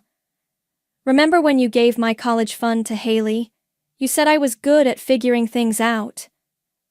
But this, Aunt Maria gestured around. This is impossible. Actually, Patrick spoke up, it's quite impressive. Veronica built a multi-million-dollar education technology company while completing her engineering degree. In 3 years, no less. The silence was delicious. Multi-million? Dad choked on his water. I opened my laptop and pulled up our company website. We have over 200,000 students worldwide. Major tech companies are fighting to acquire us. And yes, I graduated today from Georgia Tech's online engineering program, not community college. Mom's hands were shaking. Why didn't you tell us? Would you have believed me? I asked quietly. You all decided who I was 3 years ago. The practical one, the responsible one, the one who would understand having her future stolen. We never stole, Aunt Maria began. $85,000, I cut her off. That's what you took from me. Would you like to know what I turned it into? I slid the acquisition offer across the table. Dad's face went pale as he read the number. This is more money than Haley burned through? Yes. More than this apartment cost? Definitely. More than your second mortgage? Absolutely. How did you know about the mortgage? Mom gasped. I know everything, I said calmly. About the loans, the credit card debt, the missed payments, just like I know Aunt Maria has been lying about her finances for years. Aunt Maria stood up abruptly. This is absurd. I don't have to listen. Sit down. My voice was steel. You haven't heard my offer yet. Offer? Dad looked up from the paper. Yes. I smiled, but it wasn't a kind smile. I'm prepared to help you all out of this financial mess, but there will be terms, conditions, and this time, I'll be the one setting them. Patrick raised his glass. I believe this is what they call a turning of the tables.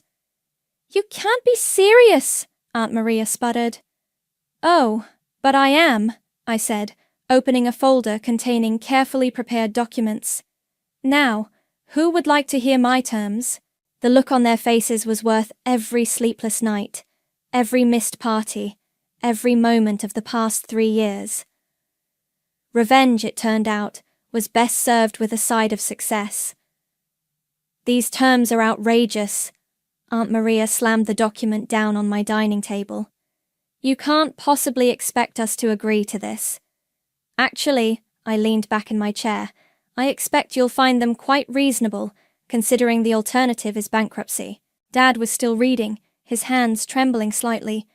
Full financial transparency, monthly audits, approval needed for any purchase over $500. And this ridiculous clause about family dinners? Aunt Maria sneered. My favorite part, I smiled. No more mandatory family gatherings unless I initiate them. No more comparing cousins. No more talk about Haley's spiritual journey. She's finding herself, Aunt Maria protested.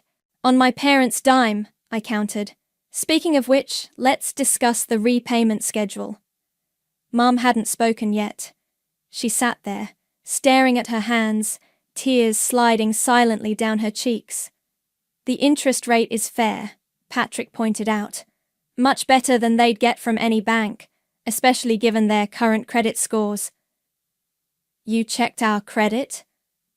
Dad looked up, aghast. I did my due diligence, I said. Just like you should have done before giving away my future. The doorbell rang. Right on schedule. That would be my lawyer. I stood up.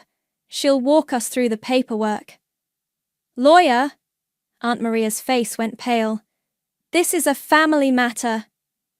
Family matters stopped being private when you convinced my parents to take out a second mortgage for Haley's designer wardrobe. The lawyer, Sarah, was crisp and professional as she laid out additional documents. The terms are non-negotiable, she explained.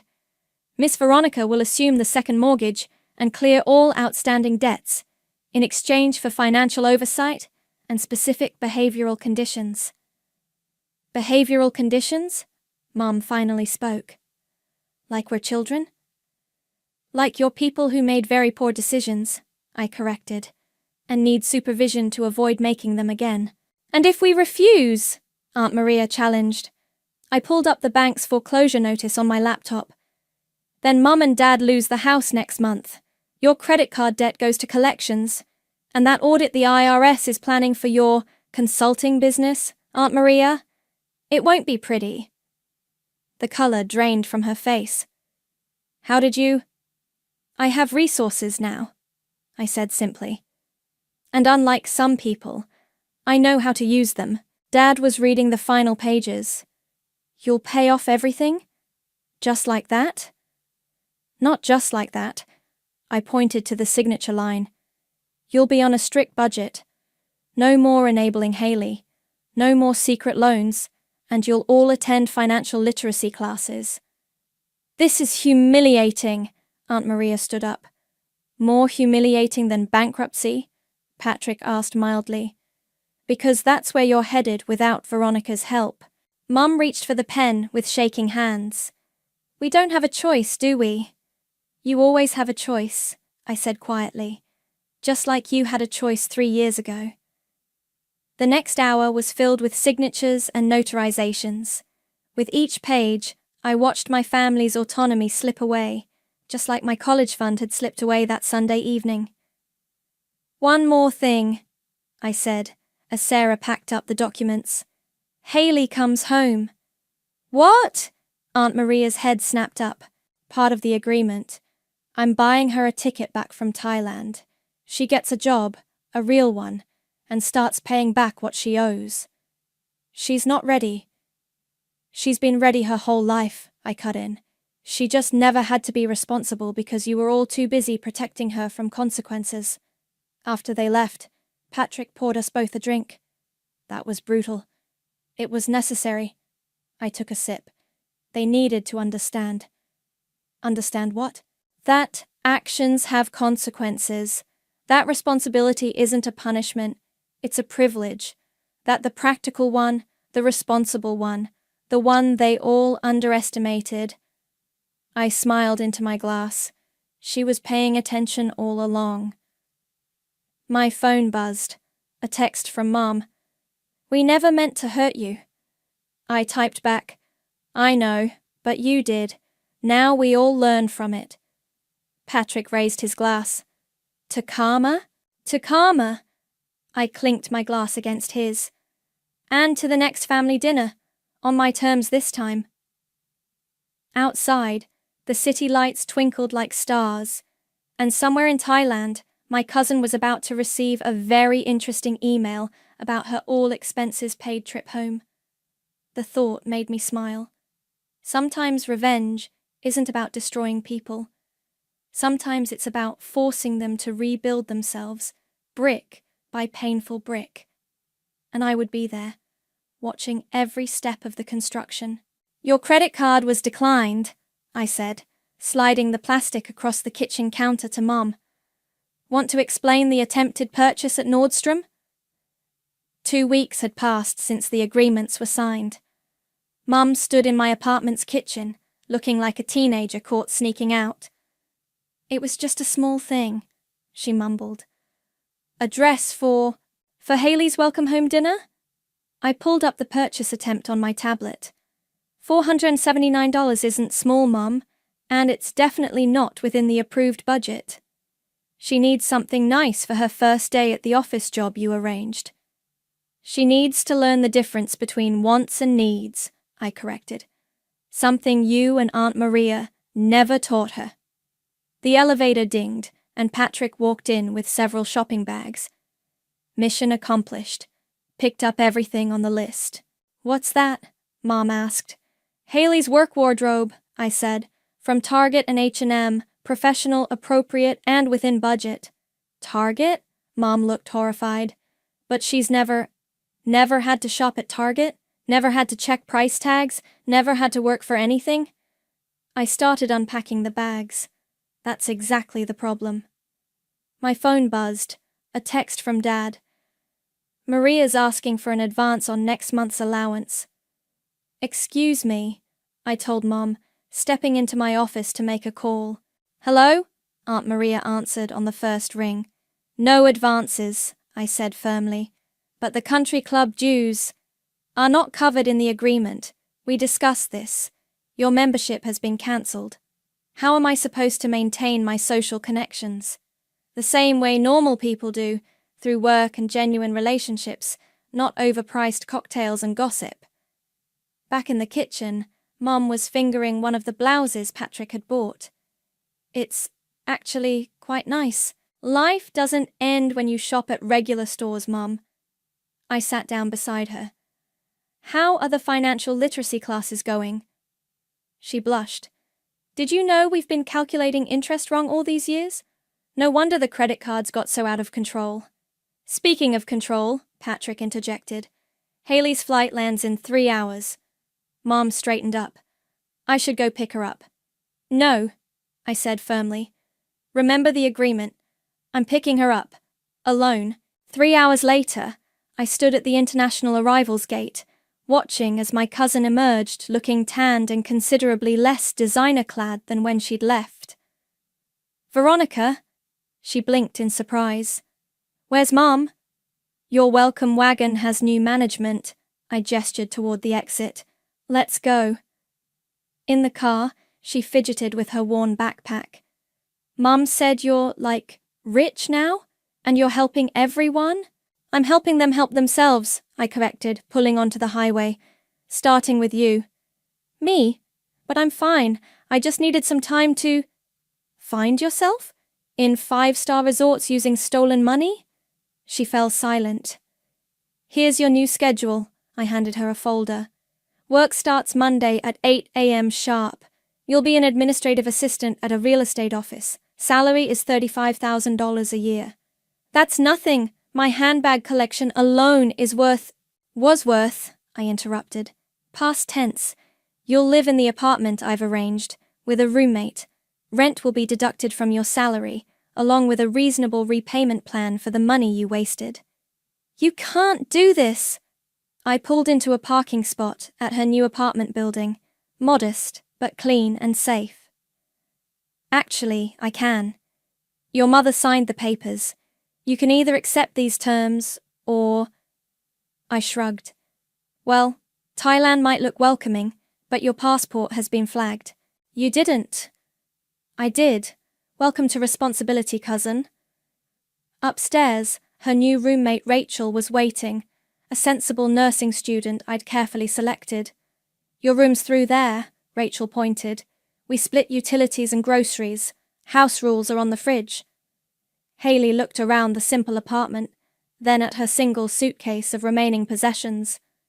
For the first time, I saw something crack in her entitled facade. I don't know how to do this, she whispered.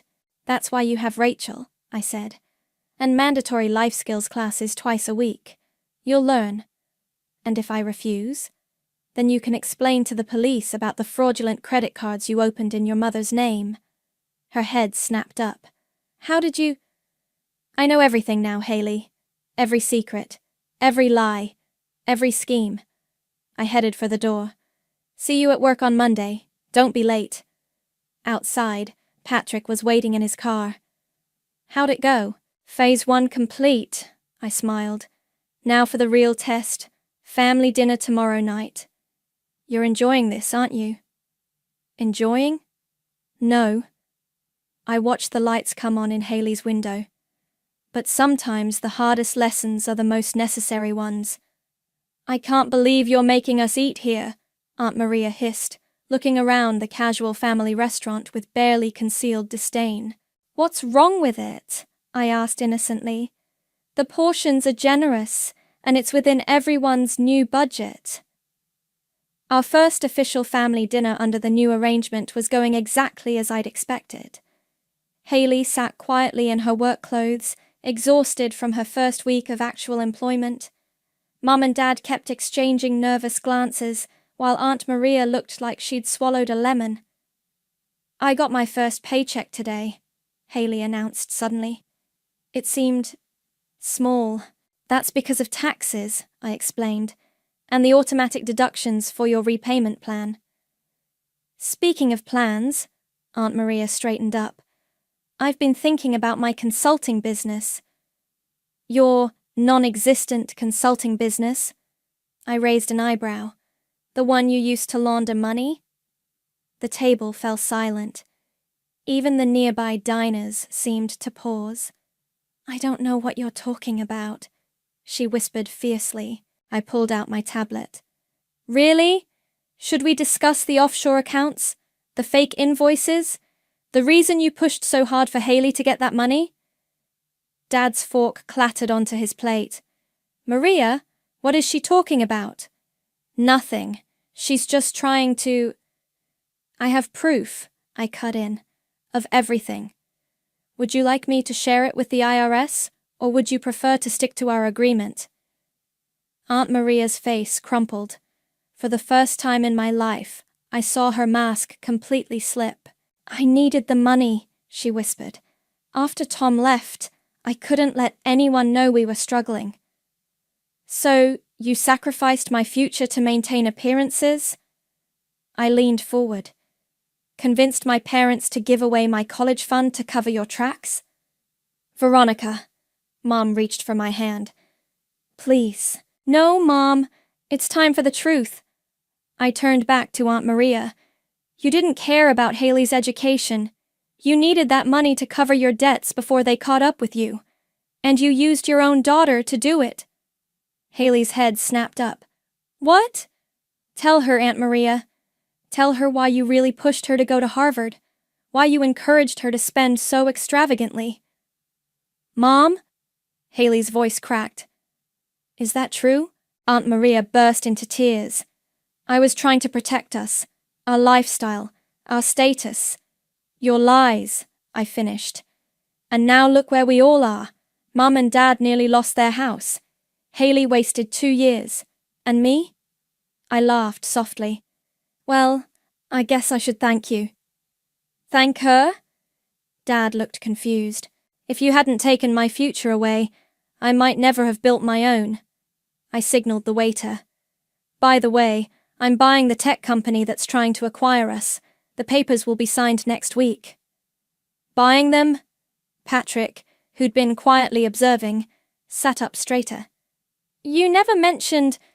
Because some of us know how to keep business matters private, I said pointedly. The deal makes me the majority shareholder in both companies. Combined value, just north of $1 billion. Mum's water glass tipped over, spreading across the table. No one moved to clean it up. $1 billion, Haley whispered. Yes, built from scratch, while you were finding yourself in Thailand. I started dabbing at the spilled water with my napkin. But money isn't the point. Trust is. Family is. And you all failed spectacularly at both. We can change, Mom said quietly. We are changing. Yes, you are, because now you have no choice. I stood up. Aunt Maria, expect a visit from my forensic accountants tomorrow. Haley, you're getting promoted to project coordinator. If you can maintain perfect attendance for 3 months. Mom, Dad, the mortgage is officially paid off, but the financial oversight continues. And what do you get out of all this? Aunt Maria asked bitterly. I smiled, gathering my things. The satisfaction of watching you all learn the lessons you should have taught me. That actions have consequences, that hard work matters more than appearances, and that true family doesn't steal from each other. Where are you going? Dad called, as I headed for the door. Board meeting, I replied, without turning around. Some of us still have empires to run. Patrick caught up with me in the parking lot. That was brutal. That was necessary, I corrected, unlocking my car. Sometimes rock bottom has a basement, and they needed to see it. And now? I looked back at the restaurant window, where my family sat in stunned silence, their world permanently altered. Now they rebuild, I said. On my terms, with my rules, and maybe, just maybe, they'll learn something this time. And you? Patrick asked softly. What have you learned? I started the engine, smiling as my phone lit up with notifications about tomorrow's merger. That revenge isn't always about destruction. Sometimes it's about reconstruction, piece by painful piece. Sign here. I slid the last document across my desk to Haley. This makes you a junior partner in the education division. She stared at the paper, then at me. Are you sure about this? Through my office window, I could see the city skyline, now dotted with buildings bearing my company's logo. On my desk sat a framed photo from last week's charity gala, my whole family, dressed modestly but professionally, actually smiling genuine smiles. "You've earned it," I said. "Perfect attendance for a year, completed all the financial literacy courses, built the youth outreach program from scratch." "With your guidance," she added quietly. "True, but you did the work." I leaned back in my chair. "Something you never had to do before." A knock at the door interrupted us. Mom entered carrying spreadsheets. "The quarterly family budget reports are ready for review." "How's Aunt Maria doing?" Haley asked. "Better." Mom sat down. "The therapy is helping. And the community service at the Women's Financial Literacy Center. She's actually making a difference." "Amazing what happens when you channel manipulation into motivation," I mused. My phone buzzed. A text from Dad. "Meeting with the small business advisor went well. Ready to present my startup plan." "Dad's really serious about this new venture," I showed them the message. "He's different now," Mom said. "We all are." She hesitated. "Veronica, about the family dinner tonight." "Don't worry," I smiled. "We can have it at the country club." They both stared at me. "Really?" Haley asked. "You've all stayed within budget for 6 months. Consider it a reward." I stood up. "Besides, I bought the place last week. Got tired of their elitist membership policies." Mom shook her head. "Sometimes I forget how powerful you've become." "Not powerful," I corrected. "Successful. There's a difference. Power is what Aunt Maria craved. Success is what I built." "While making us build ourselves back up," Haley added. "Exactly." I checked my watch. "Speaking of building, don't you have a presentation to prepare for?" Haley jumped up. "Right, the new scholarship program." After she left, Mom lingered. "I found something yesterday, cleaning out the attic." She placed a worn envelope on my desk, my old college acceptance letters. MIT, Georgia Tech, Stanford. She touched them gently. "We were so wrong, Veronica. So terribly wrong." "Yes, you were." I picked up the MIT letter. "But look where it led. To you becoming a billionaire? To all of us learning what really matters." I opened my laptop, showing her the latest family financial report. Dad's credit score is now higher than it's ever been. Haley's savings account actually has savings in it. Aunt Maria is helping other women avoid the mistakes she made. "And us?" Mom asked softly. "You and Dad finally understand the difference between enabling and supporting." I closed the laptop.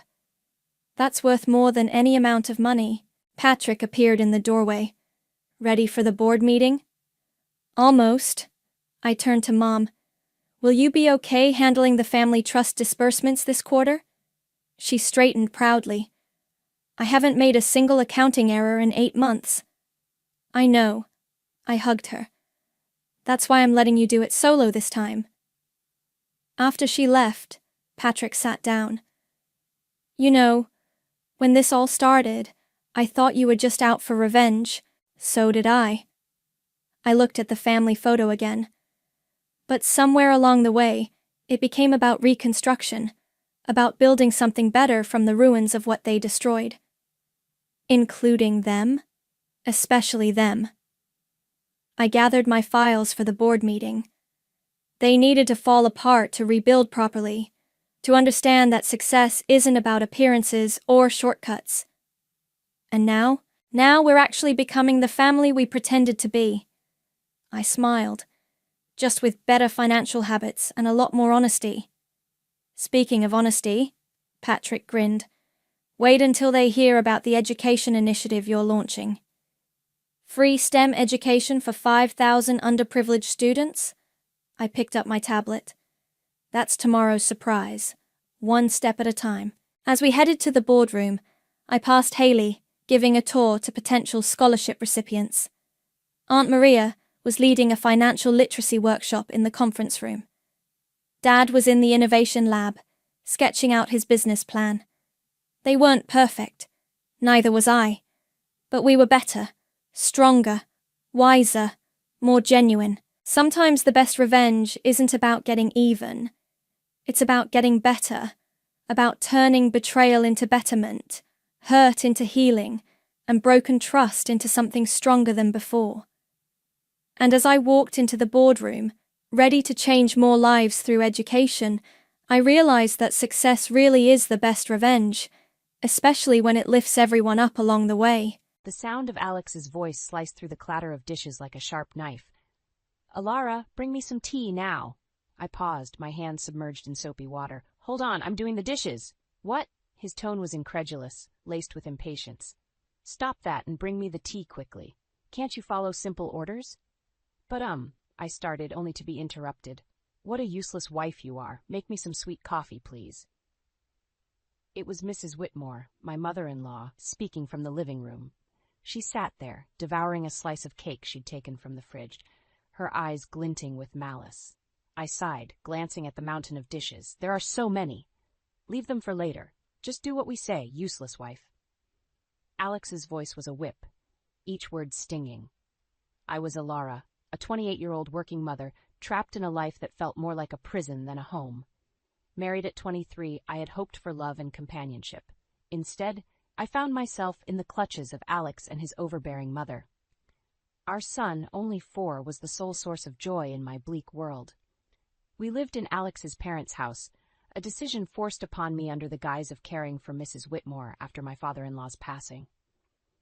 Initially, I sympathized with her supposed grief, but soon it became clear that I was nothing more than a pawn in her cruel game of domestic tyranny. Cooking, cleaning, working, it was never enough. My efforts were met with scorn, my meals left untouched or criticized harshly. "The stir-fry is so half-hearted," Mrs. Whitmore would scoff. "Cook it properly from scratch." "I'm busy and can only make simple things," I'd respond, trying to keep my voice steady. "That's why I hate backtalk from a daughter-in-law," she'd snap. "Cook from scratch? Why don't you cook then? You're a good cook, right?" I dared to retort once, immediately regretting it. "Why would I do housework when you're here?" Her response was cold, dismissive. "Are you out of your mind?" Their cruelty escalated over time, shifting from harsh words to a chilling silence. They began to ignore me completely, as if I were a ghost haunting my own home. My presence, once merely undervalued, now seemed entirely invisible. 5 years passed in this suffocating atmosphere. Alex and I turned 35 and 33, respectively. Our son grew, yet the oppressive air in the house remained unchanged. My mother-in-law, now 63, seemed to thrive on my misery. One evening, as I trudged home from work, a heavy realization settled over me. My existence seemed pointless in their eyes. I was a shadow, unseen and unheard. The only voice that acknowledged me was that of my son. The thought of losing even that small recognition was unbearable. Returning home, I began cooking immediately, trying to push away the gloom. I prepared mapo tofu, fried chicken, and a stir-fry with bell peppers and pork, hoping to bring some semblance of normalcy to our dinner. "Bring me the mayo," Alex commanded abruptly, breaking his long silence. "Sure, here you are," I replied, handing him the mayonnaise. His first words to me in ages were not of gratitude or conversation, but a mere order. It was the final straw, the breaking point of my patience and tolerance. The evening took a turn for the worse when Mrs. Whitmore demanded, "Clean the toilet." "What? Now?" I was aghast. "Yes, now," she insisted, her voice dripping with venom. I snapped back, unable to contain my frustration. "Don't say such a thing while we're eating. It's nasty." "Just like your heart," she hissed. Our argument escalated quickly, with Alex interjecting, demanding I apologize to his mother. But I refused, standing my ground for the first time in years. The conflict reached its peak, and in that moment, a decision crystallized within me. I needed to escape this toxic environment, not just for my sake, but for my son's as well. I retreated to my room, my resolve hardening. I downloaded divorce papers, filled them out, and slammed them in front of Alex. His shock was palpable, but I felt nothing but a cold determination. "I'm filing these," I declared, my voice steady. As I stood there facing my husband's bewildered expression, I realized I had finally stepped out of the shadows. It was time to reclaim my life. The days following my declaration of divorce were a whirlwind of cold glares and biting remarks. But amidst this storm, I found an unfamiliar sense of liberation. One evening, as I served dinner, Mrs. Whitmore looked at the meal with disdain.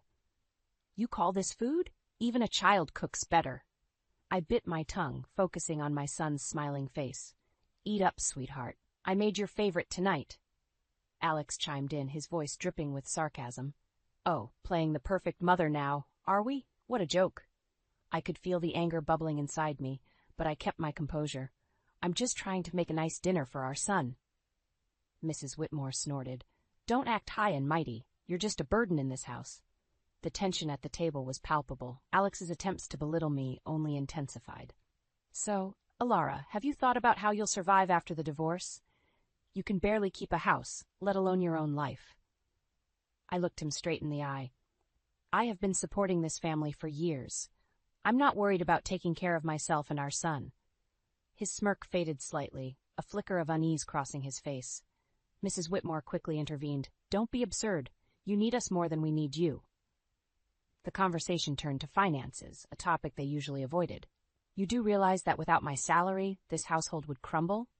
I stated, more to myself than to them. Mrs. Whitmore scoffed. "We'll manage. We don't need your pity money." But Alex's silence spoke volumes. He knew the truth. Without my income, they would be in dire straits.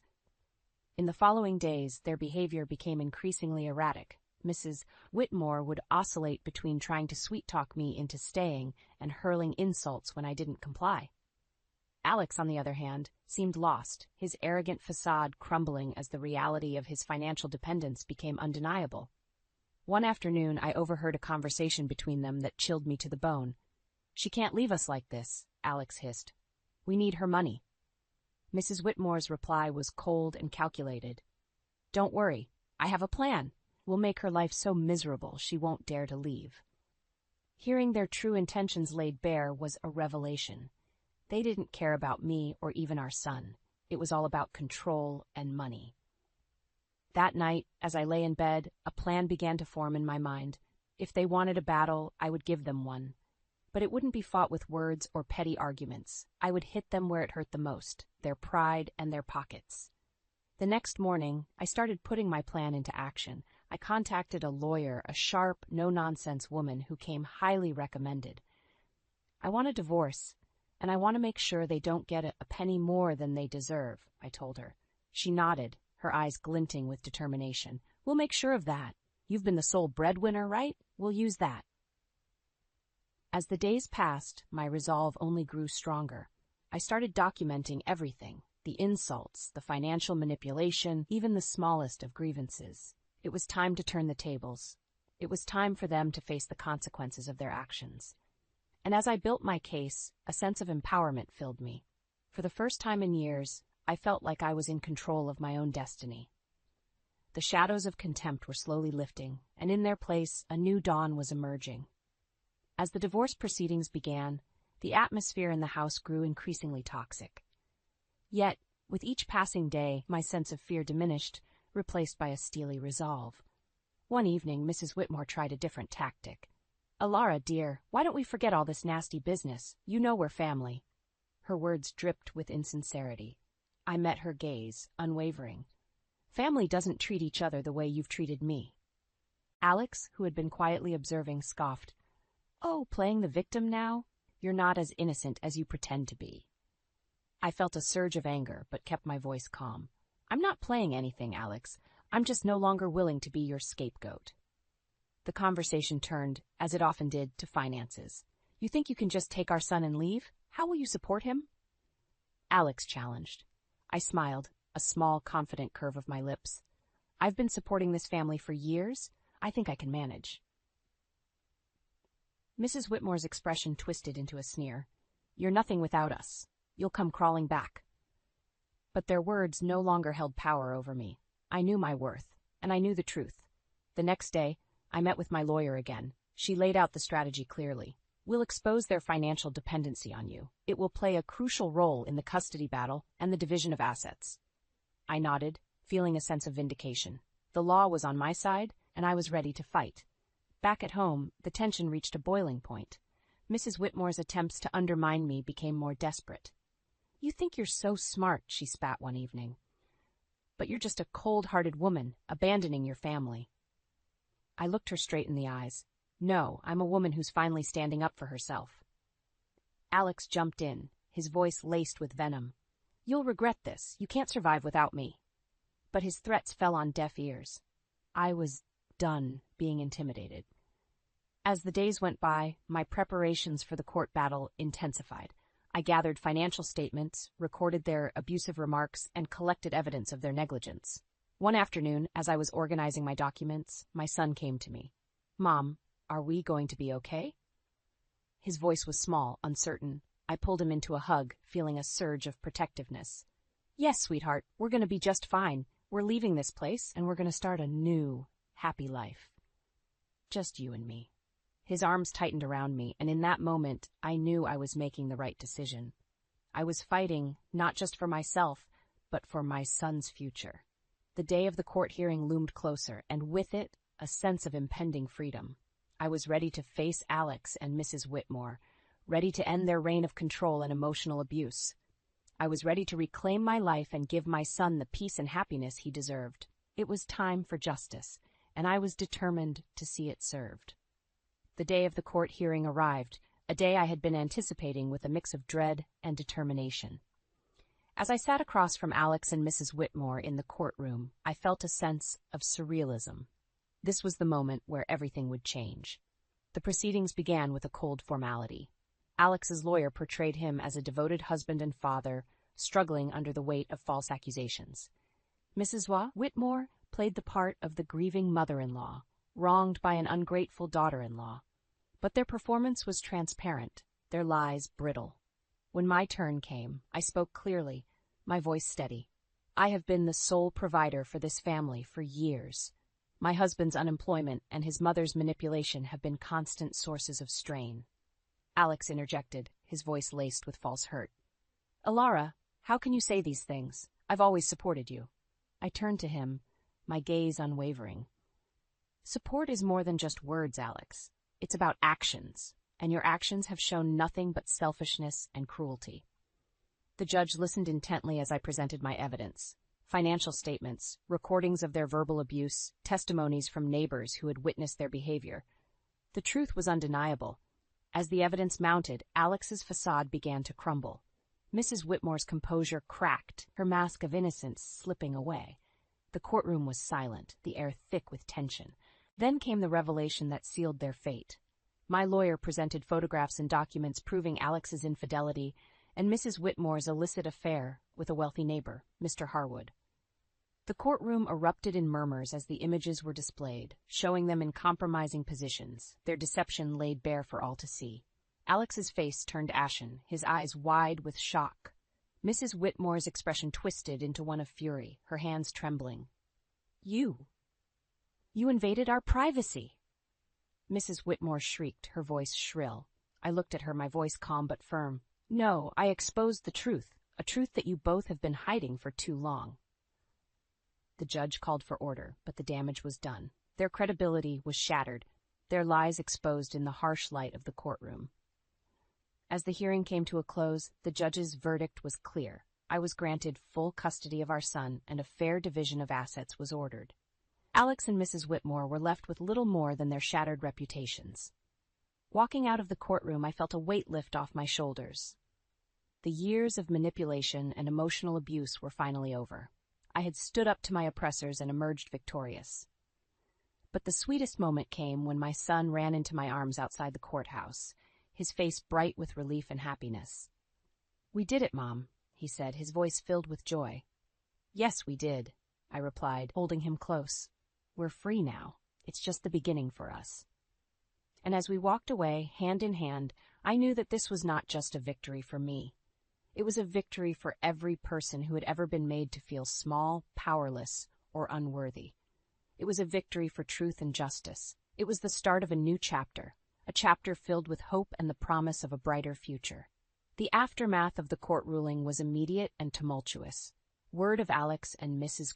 Whitmore's deceit spread like wildfire, tarnishing their reputations in our small community.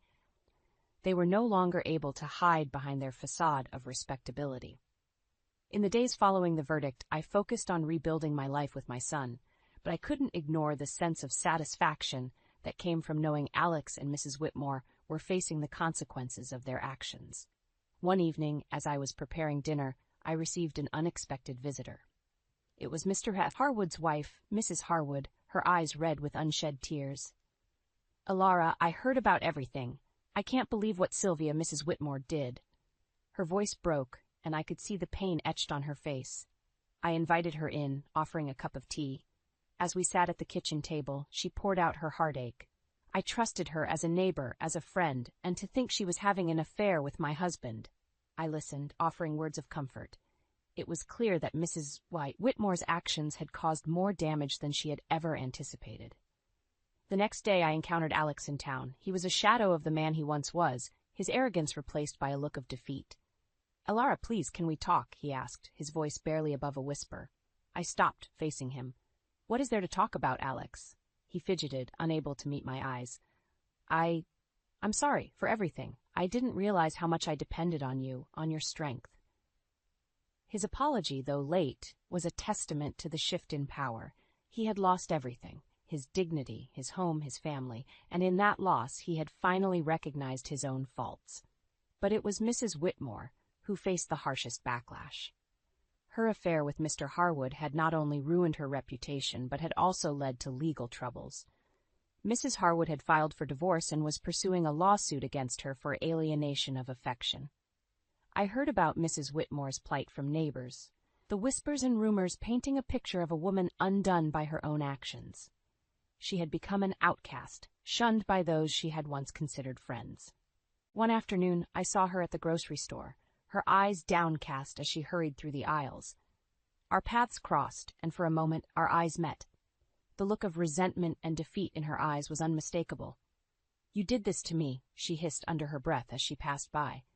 I watched her go, feeling a mix of pity and vindication. "No, Sylvia, you did this to yourself," I whispered to myself. The tides of justice had turned, and the consequences of their actions were now inescapable. Alex and Mrs. Whitmore were living the life they had crafted through years of deceit and manipulation.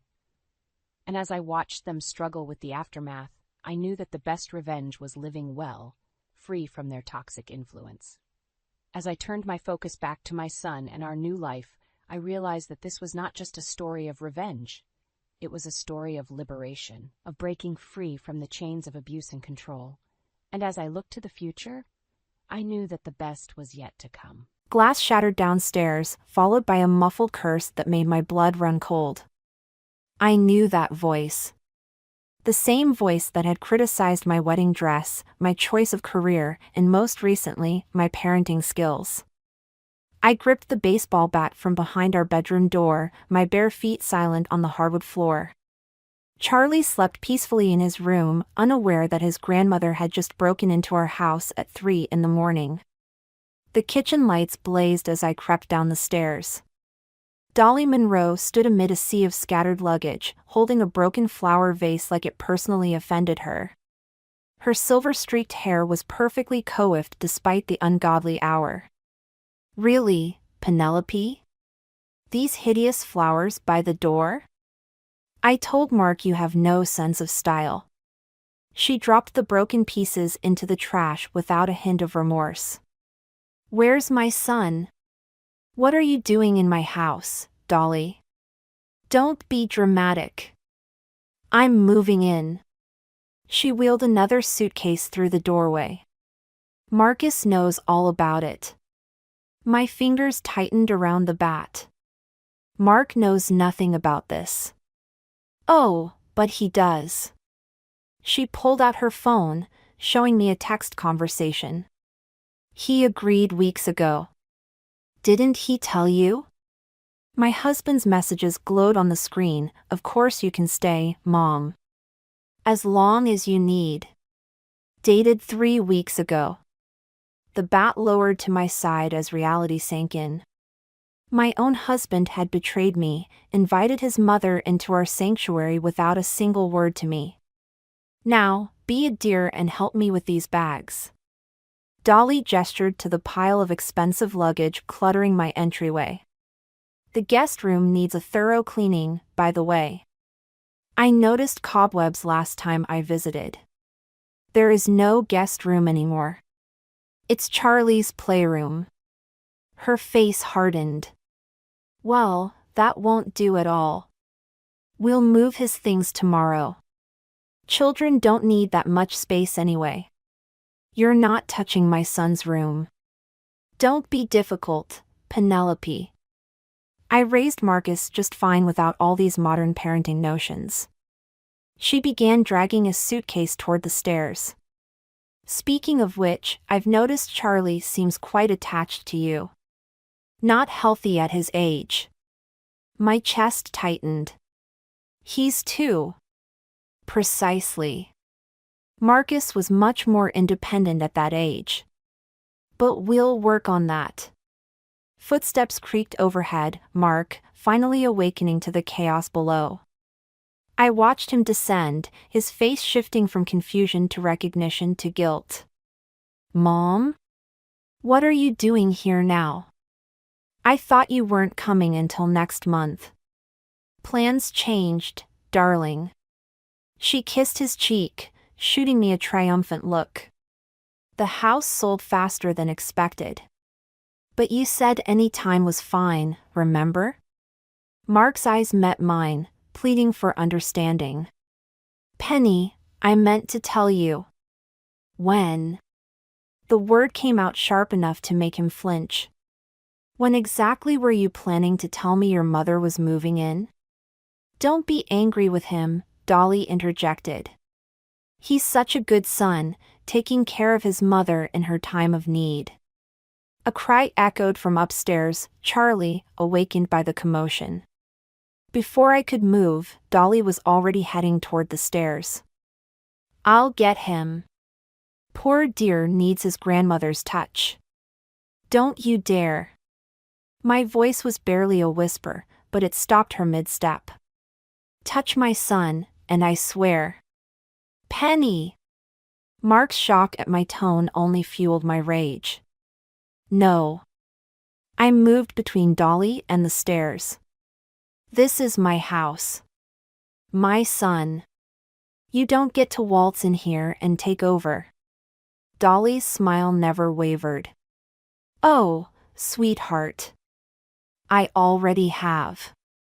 Charlie's cries grew louder, and I faced a choice: deal with my mother-in-law or comfort my son. As I turned to climb the stairs, I caught her satisfied smirk. This was just the beginning. She thought she'd won, but she had no idea what I was capable of. Not yet. 3 days into Dolly's invasion, I found her rearranging my kitchen cabinets. My grandmother's china set, the only thing I had left of her, sat in a cardboard box marked donate. These old dishes were taking up so much space, she said, not bothering to look at me. And really, Penelope, organizing by color instead of function? No wonder Marcus always complained about never finding anything. I clutched the box to my chest. Mark never complained about the kitchen. Oh, he wouldn't, to you. She slid another stack of plates into a new spot. He's too kind. But a mother knows when her son is unhappy. The sound of Charlie's laughter drifted in from the living room, where Mark was supposedly watching him. Instead, I found my 2-year-old covered in chocolate, drawing on the walls with sticky fingers while Mark dozed on the couch. I gave him a little treat, Dolly called from the kitchen. Poor thing never gets sweets. All that organic nonsense you insist on. I grabbed the wet wipes, kneeling beside Charlie. Hey, baby. Let's get you cleaned up. No. He squirmed away, leaving chocolate handprints on my shirt. Gamma said play. The word stabbed through me. 3 days, and she'd already trained him to call her that. Mark. I nudged his foot. Wake up. Your son is destroying our walls. He stirred, blinking at the mess. Oh, shit, shoot. Sorry, I dozed off. While your mother fed him sugar and let him vandalize the house. Come on, Penny. It's not vandalism. He's just being a kid. A kid who's going to be impossible to put down for his nap now. Dolly appeared in the doorway. Naps are another modern obsession. Marcus never needed them past age 2. Well, Charlie does. I lifted my squirming son. And he needs structure, not sugar and chaos. Structure? She laughed. Is that what you call your rigid little schedules? Children need freedom to explore. Mom, Mark started, but she waved him off. I'm only trying to help. Heaven knows you both need it, working such long hours. Which reminds me, I've been thinking about the guest room situation. There is no situation, I said. You're not taking Charlie's playroom. Actually, Mark cleared his throat. Maybe we should consider it. Just temporarily. Mom needs her own space, and Charlie has plenty of room in his bedroom for toys. The betrayal burned worse than the first night. You're taking her side? I'm not taking sides. I'm trying to be practical. Practical would have been discussing this with your wife before inviting your mother to live with us. Dolly touched Mark's arm. Don't let her make you feel guilty, darling. You're being a good son. A good son? I laughed. What about being a good husband? A good father? Penny. No. I'm done. I headed for the stairs with Charlie. Clean up this mess. Both of you. You see how she speaks to you? Dolly's voice carried up the stairs. So disrespectful. Your father would never have tolerated. Don't. Mark's sharp tone surprised me. Don't bring Dad into this. I paused on the landing, holding Charlie closer.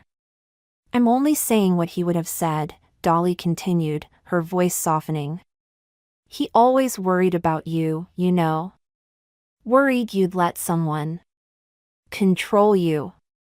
The silence that followed felt heavy with unspoken words. Then Mark sighed, that same defeated sound I'd heard too often lately. I'll clean up the walls, he said. And maybe we can look at reorganizing the upstairs this weekend. I carried Charlie to his room, my mind racing. Dolly wasn't just trying to take over my house, she was rewriting history, manipulating Mark's memories of his own father. But she'd made a mistake, revealing that particular weapon. Because I remembered Mark's father differently. Remembered the letters he'd written Mark before he died, warning him about Dolly's manipulations. Letters that Mark had never seen, because his mother had intercepted them. Letters I'd found in our attic last year, hidden in an old box of Mark's childhood things. I kissed Charlie's chocolate-stained cheek. Time to clean up, baby. Mommy has some planning to do. The letters felt heavy in my hands as I sat in Lisa's kitchen, away from Dolly's prying eyes. My neighbor poured more wine, waiting for me to speak. She's playing sick now, I said. Clutching her chest, taking these mysterious pills.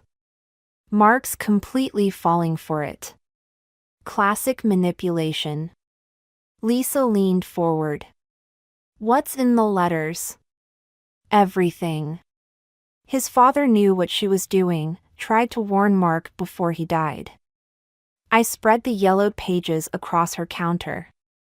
He wrote about how she isolated them, controlled everything through guilt and fake emergencies.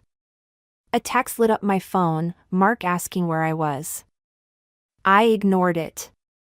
You have to show him, Lisa said. I tried.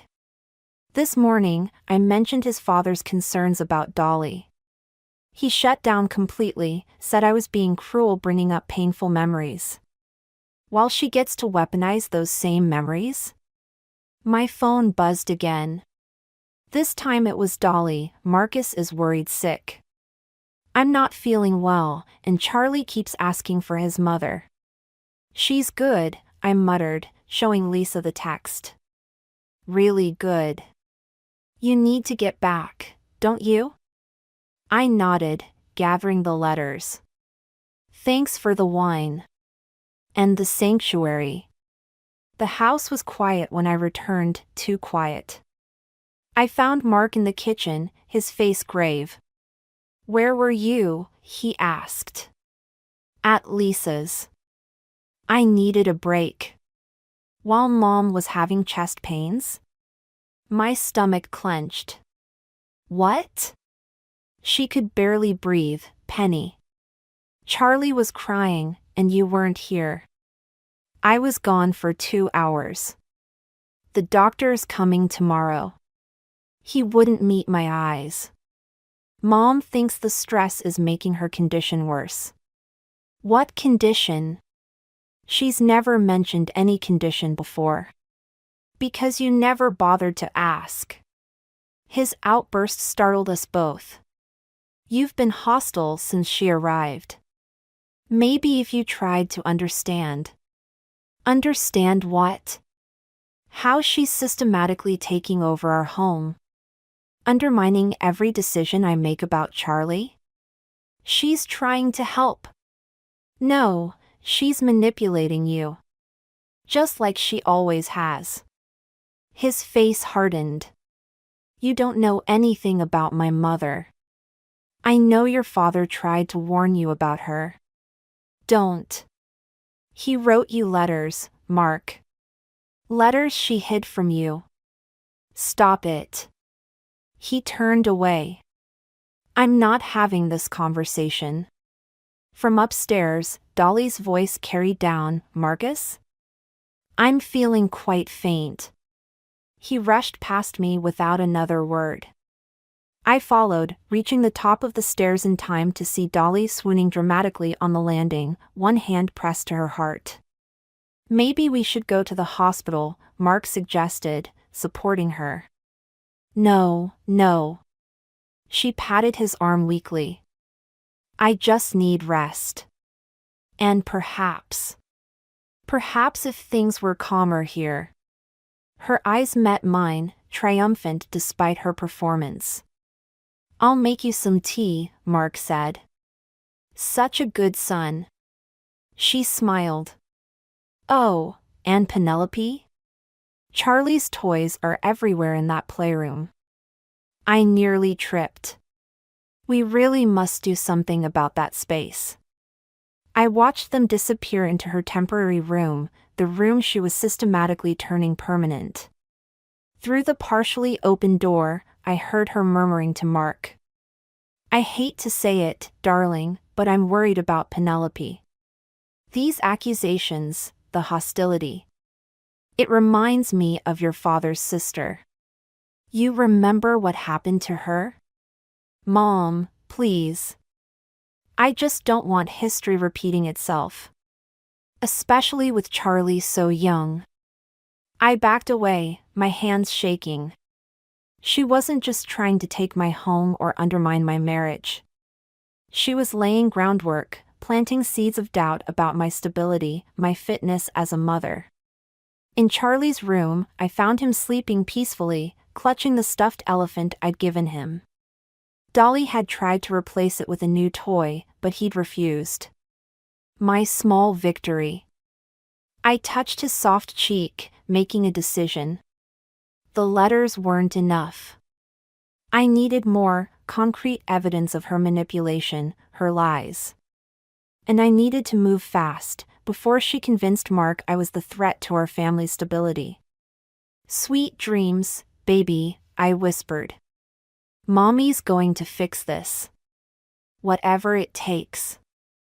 I found the papers in Dolly's purse while searching for her supposed heart medication. Instead of prescription bottles, I discovered legal documents, a deed transfer form for our house. Already filled out with Mark's signature line highlighted in yellow. My hands trembled as I photographed each page with my phone. Through the bedroom window, I could see Dolly in the garden with Charlie, teaching him to pull up my carefully planted herbs. Weeds, she'd called them yesterday. This garden needs a proper English layout. The front door opened downstairs. Mark, home early. I slipped the papers back into her purse, exactly as I'd found them. Mom? His voice carried upstairs. Penny? I met him in the kitchen, where he was frowning at a stack of mail. Why is there a letter from the bank about refinancing? He asked. What? He held up the envelope. Did you apply for a loan without telling me? I've never, the realization hit like ice water. Show me that. The application was in both our names, with forged signatures and inflated income statements. My stomach lurched when I saw the requested amount, enough to buy out my share of the house, if someone were planning to force a sale. Mark, I didn't do this. Then who did? His voice had that edge now, the one that appeared whenever he thought I was attacking his mother. Because it wasn't me, and Mom's been too sick to. Sick? I laughed, the sound harsh even to my ears. Go check her purse. See how many heart medications you find. Stop it. Just stop. He rubbed his temples. First the accusations about Dad's letters, now this? What's next? Are you going to claim she's trying to steal the house too? The irony burned. Actually. Marcus? Dolly appeared in the doorway, supporting herself on the frame. Charlie clung to her leg, dirt smeared across his cheeks. I heard raised voices. Is everything all right? Everything's fine, Mom. Just discussing some paperwork. Her eyes flickered to the loan application, then to me. A slight smile touched her lips. Gamma stay forever? Charlie asked, and something in me snapped. I grabbed my phone, pulling up the photos. Look at these, Mark. Really look. What are you? Your mother's been planning this from the start. The deed transfer, the loan application, she's trying to take our home. Dolly swayed dramatically. Oh, Marcus, she's doing it again. Just like this morning, making these wild accusations. I have proof this time. I thrust the phone at Mark. She's not sick. She's not helpless. She's... Enough. Mark's shout made Charlie jump. I can't take any more of this paranoia. Mom's right, you need help. Help? The word felt like ash in my mouth. I've been reading about postpartum psychosis, Dolly said softly. It can appear months or even years after. Don't you dare. I stepped toward her, but Mark moved between us. Penny, you're scaring Charlie. Our son was crying now, still clutching Dolly's leg. She stroked his hair with practiced concern. Perhaps I should take him upstairs, she suggested. While you two talk? No. I moved to grab Charlie, but Mark caught my arm. Let her take him, he said. You're not thinking clearly. I watched helplessly as Dolly led my son away, her limp magically more pronounced. The moment they disappeared upstairs, I wrenched free from Mark's grip. She's going to take everything, I whispered. And you're helping her do it. I'm trying to help you. He reached for me again, but I backed away. We can find someone for you to talk to, get you the support you need. Support? I grabbed my keys from the counter. I'll show you exactly what kind of support I need. Where are you going? To get my son back. I headed for the stairs. And if you try to stop me, I swear I'll. You'll what? His voice was cold now. Prove everything Mom's been saying about your stability? I froze, understanding finally hitting me. This was her masterpiece, turning my own husband against me, making my desperate attempts to protect our family look like madness. You're right, I said quietly. I need some air. Just a walk to clear my head. He relaxed slightly, believing he'd won. But as I walked out the door, I wasn't heading for a casual stroll. I was going to war. Lisa's laptop glowed in the darkness of her kitchen as we scrolled through years of Dolly's social media history. Empty wine glasses and scattered papers surrounded us, bank statements, property records, old newspaper clippings. There, Lisa pointed. 3 other houses in 5 years. All belonging to widowers or divorced men with children. And she lived in each one until the families fell apart. Lisa clicked through the photos. She's done this before, Penny. Multiple times. My phone buzzed, another message from Mark, come home. We can talk about this. And then, Mom's worried about your state of mind. He's already talking about psychiatric evaluations, I said. Dolly's convinced him I'm having some kind of breakdown. Then we need proof she's done this before. Lisa opened another tab. Look, this woman posted warnings about her years ago. Caroline Bennett. Her father almost lost everything. A sharp knock at Lisa's front door made us both jump. Through the window, I saw Mark's silhouette. Hide this, I whispered, helping Lisa clear the evidence. He can't know what we found. Mark's face was tight with concern when Lisa let him in. Charlie's been crying for you. I needed space to think. About what? Running away? Taking our son? He stepped closer. Mom found the packed bag in your closet. The bag I'd never packed. The trap I should have seen coming. Mark. She's right, isn't she? You're not well. Your mother is a predator. The words burst out before I could stop them. She's done this before, to other families. I can prove it. More conspiracy theories? He shook his head. This is exactly what she warned me about. Ask Caroline Bennett. I grabbed my phone, pulling up the social media post. Or David Thompson's family. Or. Stop. He held up his hand. Just stop. Come home. We'll get you help. I'm not crazy. Then why are you acting like this? Searching through Mom's things, making wild accusations, planning to kidnap our son? I never. The bag, Penny. Packed with Charlie's clothes and your passport. Lisa stepped between us. Mark, maybe you should listen. Stay out of this. His voice hardened. You're only encouraging her paranoia. My phone chimed again. A message from an unknown number, this is Caroline Bennett.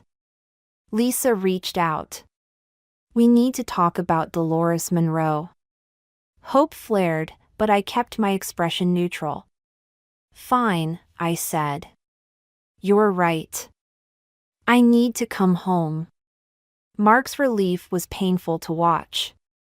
Thank you. Mom suggested we talk to Dr. Phillips tomorrow. Whatever you think is best. I touched his arm, feeling him relax further. I just need to use the bathroom first. In Lisa's bathroom, I quickly typed a response to Caroline, tell me everything. recording all conversations from now on. Then I deleted the messages and turned on my phone's voice recorder. If Dolly wanted to play games with reality, I'd give her exactly what she wanted, a seemingly unstable daughter-in-law. Slowly surrendering to her manipulation. Let her think she'd won. Let her get comfortable. Let her slip up and reveal her true self, just like she had with the others. When I emerged, Mark was waiting by the door. Ready? Yes. I smiled weakly. I'm sorry for worrying you. In the car, he reached for my hand. It's going to be okay. Mom knows a great therapist. Of course she does. I squeezed his hand, picturing Caroline Bennett's message. Your mother knows exactly what I need. At home, Dolly waited in the living room, Charlie asleep in her lap. Her expression was perfect, concerned, loving, victorious. Oh, sweetheart, she said. We've been so worried.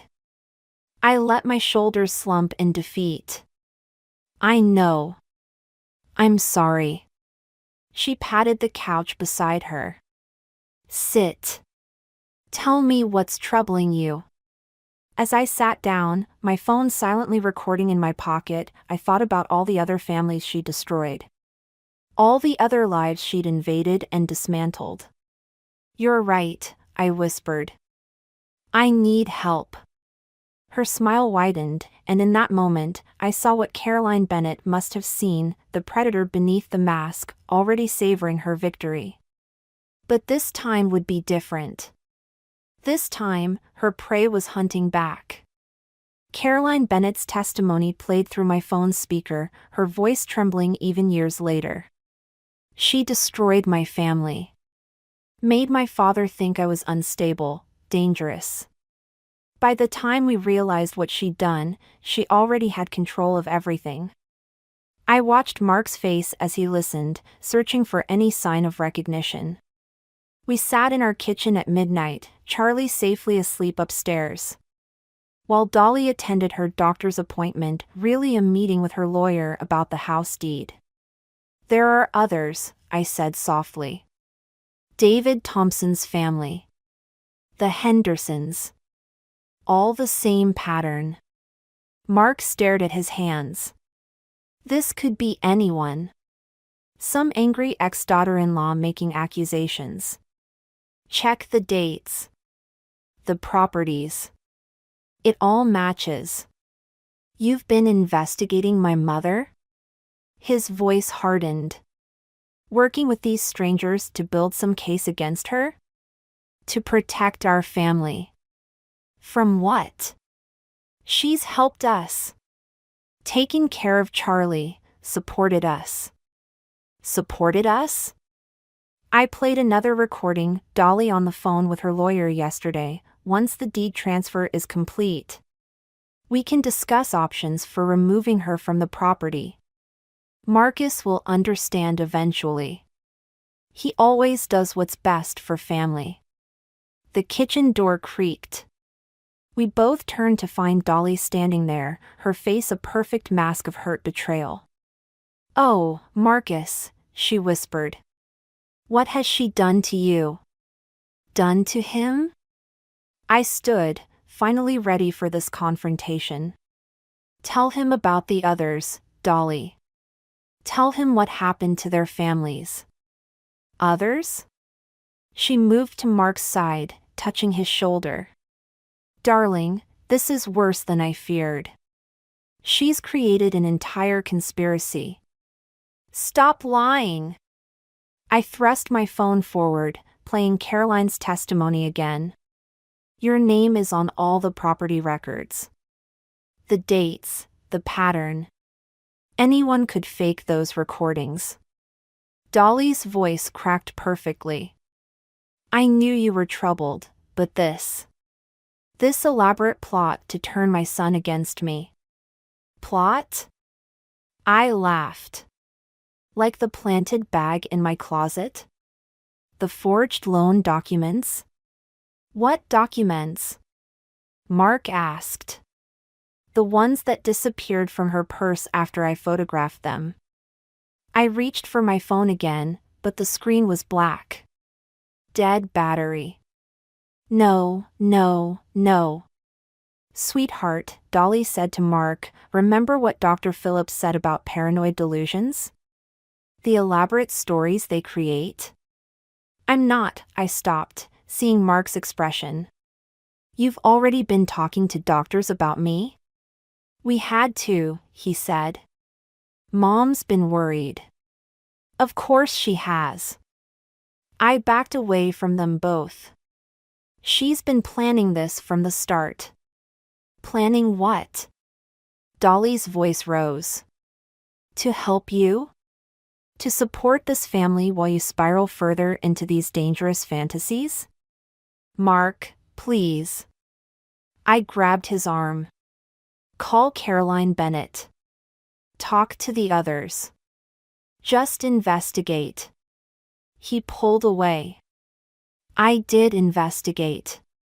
That number you gave me? It's disconnected. The property records? Mom never owned those houses. I checked everything, Penny. There's nothing there. The room spun. That's not possible. Lisa saw. Lisa enabled you, Dolly said gently. Fed into your paranoia. That's why we asked her to keep her distance. Asked her? Ice filled my veins. What did you do? We filed a restraining order, Mark said. For your own good. She was making everything worse. I ran to the window. Lisa's house was dark, empty. Where is she? Visiting family, Dolly said. She understood it was best to give you space to heal. My last ally, gone. My evidence, erased. Even the photos on my phone, I checked again, hands shaking, deleted during the battery death. I've arranged everything, Dolly continued. The facility has an excellent reputation. Very discreet. Facility? The word barely came out. Just for a few weeks, Mark said. Until you're better. I looked between them, my husband's pained expression, Dolly's perfectly constructed concern, and understood. This was her masterpiece. Every move calculated, every piece positioned. While I thought I was gathering evidence, she was building her case. Every reaction she'd provoked, every paranoid accusation she'd engineered, had led to this moment.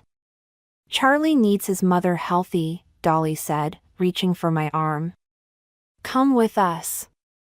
Let us help you. I jerked away, but Mark blocked the doorway. Through the window, I saw headlights approaching, the intervention team Dolly had undoubtedly already arranged. My son slept upstairs, unaware his mother was about to disappear. Just like Caroline Bennett's family. Just like all the others. Game over. Dolly had won. Or had she? The intervention team never made it through the door. Instead, they found Caroline Bennett herself standing on our porch, flanked by 2 police officers and a silver-haired man I'd never seen before. Hello, Dolly, the man said.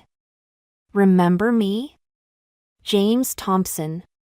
David's brother. Dolly's mask slipped for just a second. Marcus, call security. Security? Caroline stepped forward.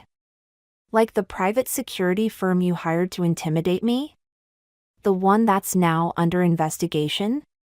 Mark looked between them, confusion breaking through his certainty.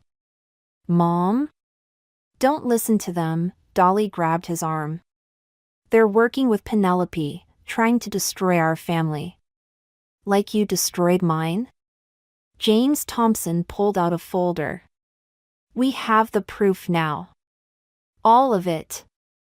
The forged documents, the manipulated bank records, the falsified medical reports.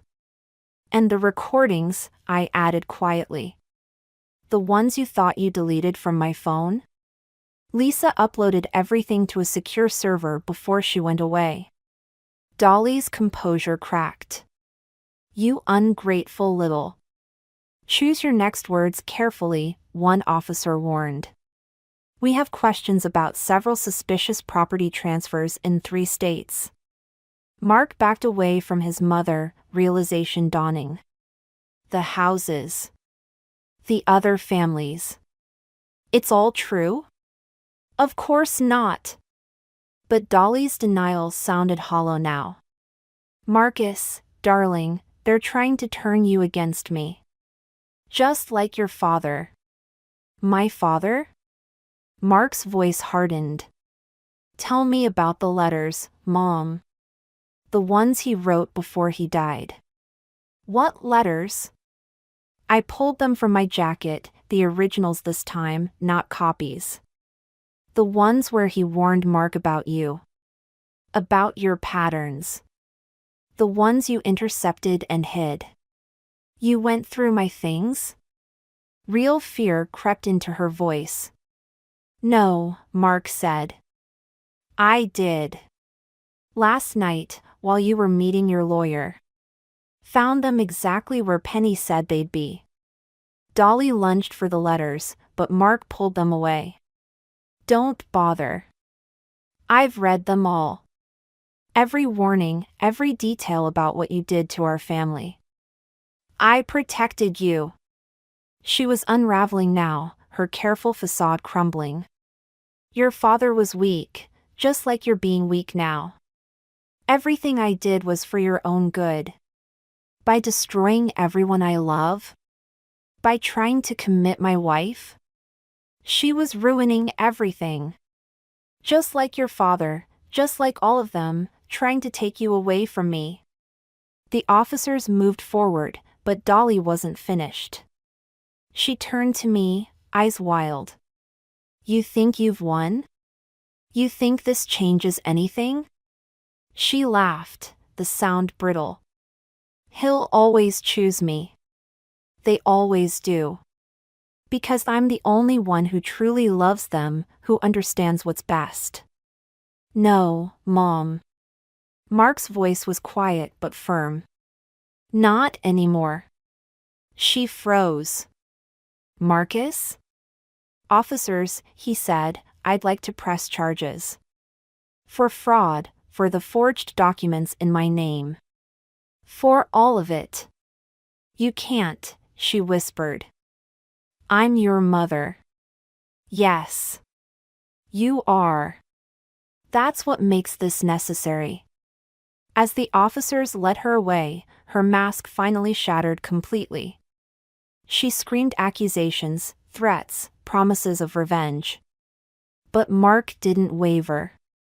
Charlie's cry echoed from upstairs, awakened by the chaos.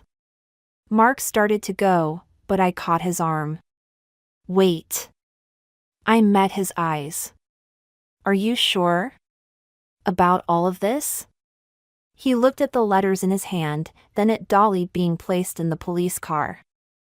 I should have seen it sooner. Should have believed you. You saw what she wanted you to see. We all did. He touched my cheek, grief and determination warring in his expression. I have to go with them. Make a statement, start making this right. Will you still be here when I get back? Charlie cried out again, and this time I let go of Mark's arm. We'll be here. But Mark? Things can't just go back to normal. I know. He stepped back. I have to prove myself again. To both of you. I watched him walk away, then climbed the stairs to our son. Through the window, I could see Dolly in the police car, her face a mask of fury and fear. She'd lost everything she tried to steal, her son, her control, her carefully constructed reality. But as I held Charlie, I wondered about the cost of victory and whether any of us would ever truly recover from the wounds she'd left behind. Spring bloomed in my restored garden, the herbs Dolly had ripped out now thriving again. Charlie chased butterflies through the new growth while I pulled weeds, each one a reminder of how quickly unwanted things could take root. The doorbell rang. Lisa stood on the porch with a folder of newspaper clippings. They denied her appeal. She'll serve the full sentence. Good. I brushed dirt from my hands. The others? Caroline Bennett got her father's house back. The Thompsons recovered most of their assets. She hesitated. Mark called me again. Charlie's laughter floated across the yard as he discovered a ladybug. I focused on that sound, not the ache that still accompanied his father's name. He's in therapy, Lisa continued. Real therapy, not the kind Dolly arranged. He wants to know if you'll consider.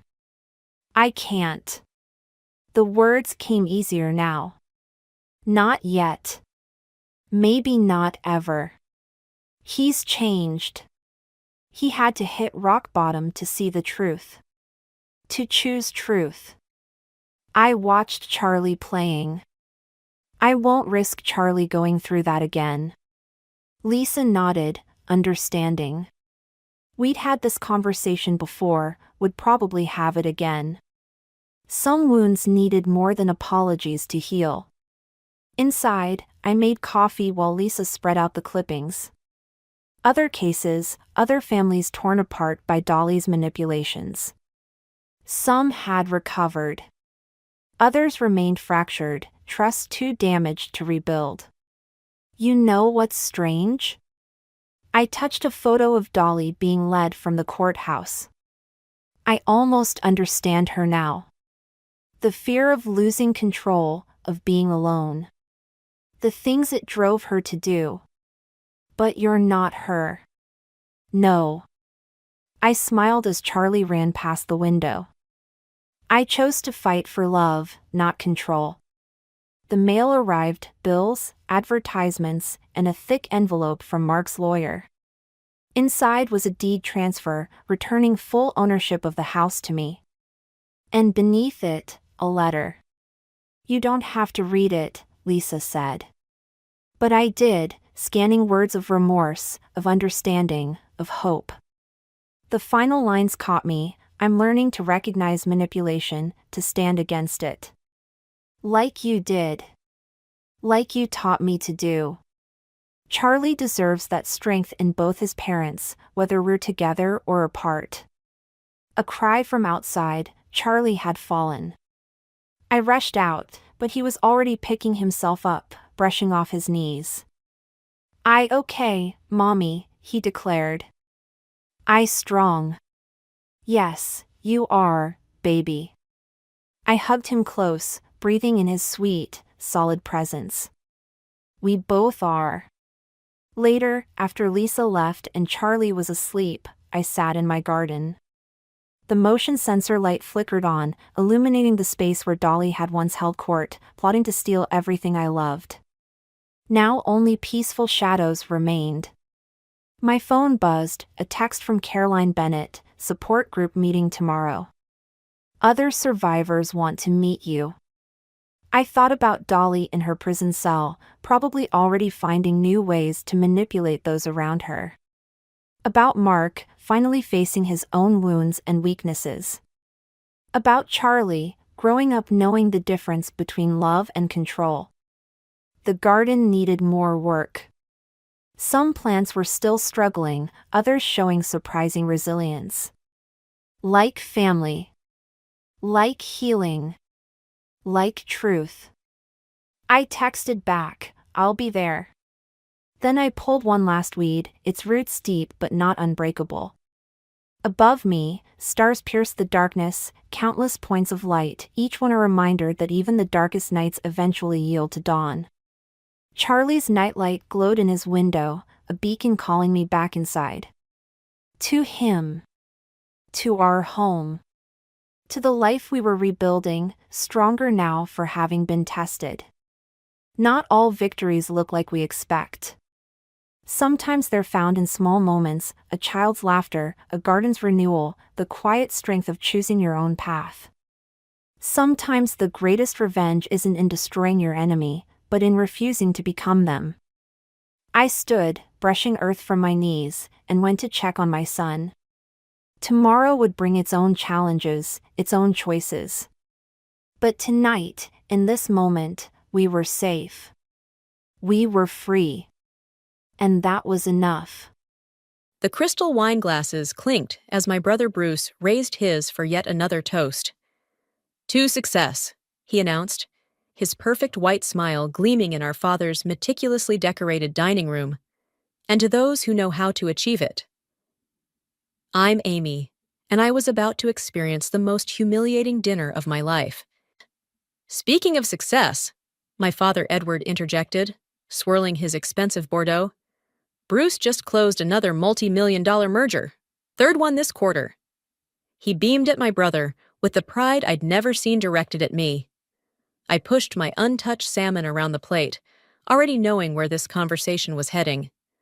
The familiar knot formed in my stomach as I felt my mother Lillian's sympathetic glance from across the table. "And what about you, Amy?" Bruce's wife Melina asked, genuine interest in her voice. "How's your documentary coming along?" Before I could answer, Bruce let out a snort. "Oh, right, the one about that small-town recycling scandal? Must be riveting stuff." Actually, I straightened my spine, gripping my fork tighter. It exposed systematic corruption in local government. It's being considered for... Considered for what? My father interrupted. Another participation trophy? When are you going to grow up and get a real job, Amy? "Documentary filmmaking is a real job," I said, my voice stronger than I felt. "I'm working on something bigger now, something that could..." "Could what?" Bruce laughed, looking around the table for support.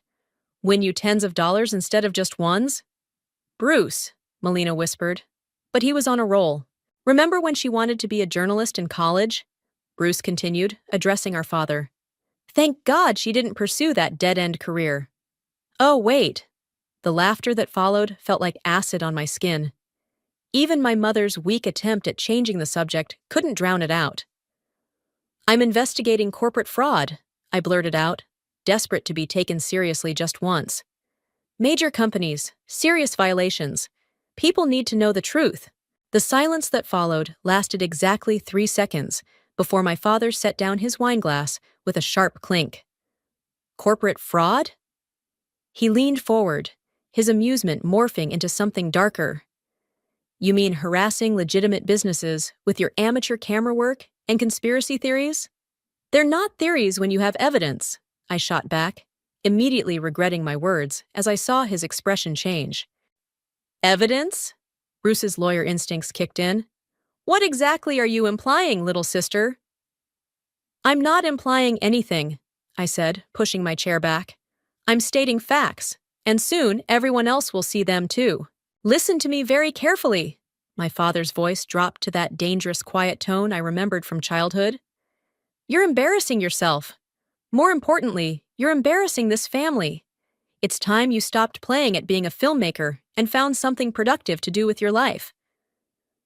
"Edward," my mother finally spoke up, "perhaps we should..." "No, Lillian, she needs to hear this." He turned back to me. "Your brother made partner at 30. He has a beautiful home, a respectable career, a family on the way. And what do you have? A camera and delusions of grandeur?" I stood up so quickly, my water glass toppled, spreading across the pristine white tablecloth like a slow-motion disaster. "What I have," I said, my voice shaking with rage, "is integrity, and a story that's going to make you wish you'd taken me seriously." "Sit down," my father commanded. "You're making a scene." "No, I'm making a documentary, and trust me, you'll want to watch this one." I grabbed my bag and headed for the door, ignoring my mother's calls to come back. As I reached for the handle, Bruce's voice carried from the dining room. "Always so dramatic. No wonder nobody takes her seriously." The door slammed behind me with a satisfying bang. In my car, hands trembling on the steering wheel, I pulled out my phone and dialed. "Ria, it's me. Remember that footage I told you about? The stuff about Carlton Industries? I took a deep breath. I'm ready to go all in. No more playing it safe. My best friend's voice crackled through the speaker. Are you sure? This could get messy. I thought about the laughter, the dismissal, the years of being the family disappointment. Good, I said, starting the engine. Messy is exactly what I'm going for. As I pulled away from my father's mansion, I caught a glimpse of my mother watching from the window. For a moment, I almost felt guilty about what I was about to do. Almost. But they wanted me to make something of myself? Fine. I'd make something they'd never forget. You should see your face right now, Rhea said, sliding a coffee across her kitchen counter to me. You've got that look. What look? The one that says you're about to do something either brilliant or stupid. She leaned forward, elbows on the granite. Maybe both. I pulled out my laptop, fingers flying across the keyboard as I pulled up my research files. Carlton Industries has been dumping toxic waste in residential areas for years. I have proof, but that's just the surface. And your father's law firm represents them? Rhea finished, understanding dawning on her face. Amy, are you sure you want to? Look at this, I interrupted, turning the screen toward her. These are internal emails from their environmental compliance department. 3 deaths in the last year alone, all covered up, all in neighborhoods where people can't afford to fight back. Rhea's journalist instincts kicked in as she scanned the documents. How did you get these? Remember Marcus from college? He works in their IT department now. He's been helping me gather evidence for months. This is dynamite, Rhea whispered. But you'll need more than just documents. You'll need faces, stories, expert testimony. That's why I called you. I took a deep breath. I need your contacts. Anyone who might be willing to go on record. Rhea was already pulling out her phone. There's someone you need to meet, Eduardo Price. He broke the story on that pharmaceutical scandal last year.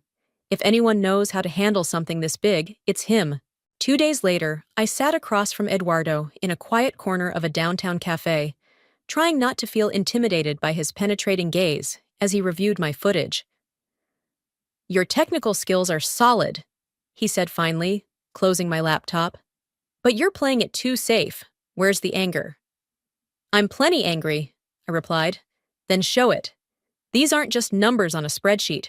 These are real people being poisoned in their homes while your brother's law firm helps cover it up. I flinched at the mention of Bruce. I want to focus on Carlton Industries, not my family. Eduardo leaned back, studying me. Sometimes the personal angle is what makes a story unforgettable. Why are you really doing this, Amy? Because it's wrong, I said automatically. Try again. I thought about my father's dismissive laugh, Bruce's condescending smirk. Because nobody thinks I can. Better. Now tell me why the audience should care. Because while companies like Carlton Industries poison communities, they're protected by powerful law firms who make sure they never face consequences. Because my own brother... I stopped, emotion threatening to choke me. Go on. Because my own brother sits in board meetings knowing what they're doing, and he doesn't care. Because my father calls me a failure while he profits from their crimes. Because somebody needs to expose the truth, and nobody else will. Eduardo smiled for the first time. Now that's a story worth telling. He pulled out a business card. I have a contact at the EPA who's been building a case against Carlton for years. She's been looking for a platform. Call this number tomorrow. As I reached for the card, he held onto it. But understand something.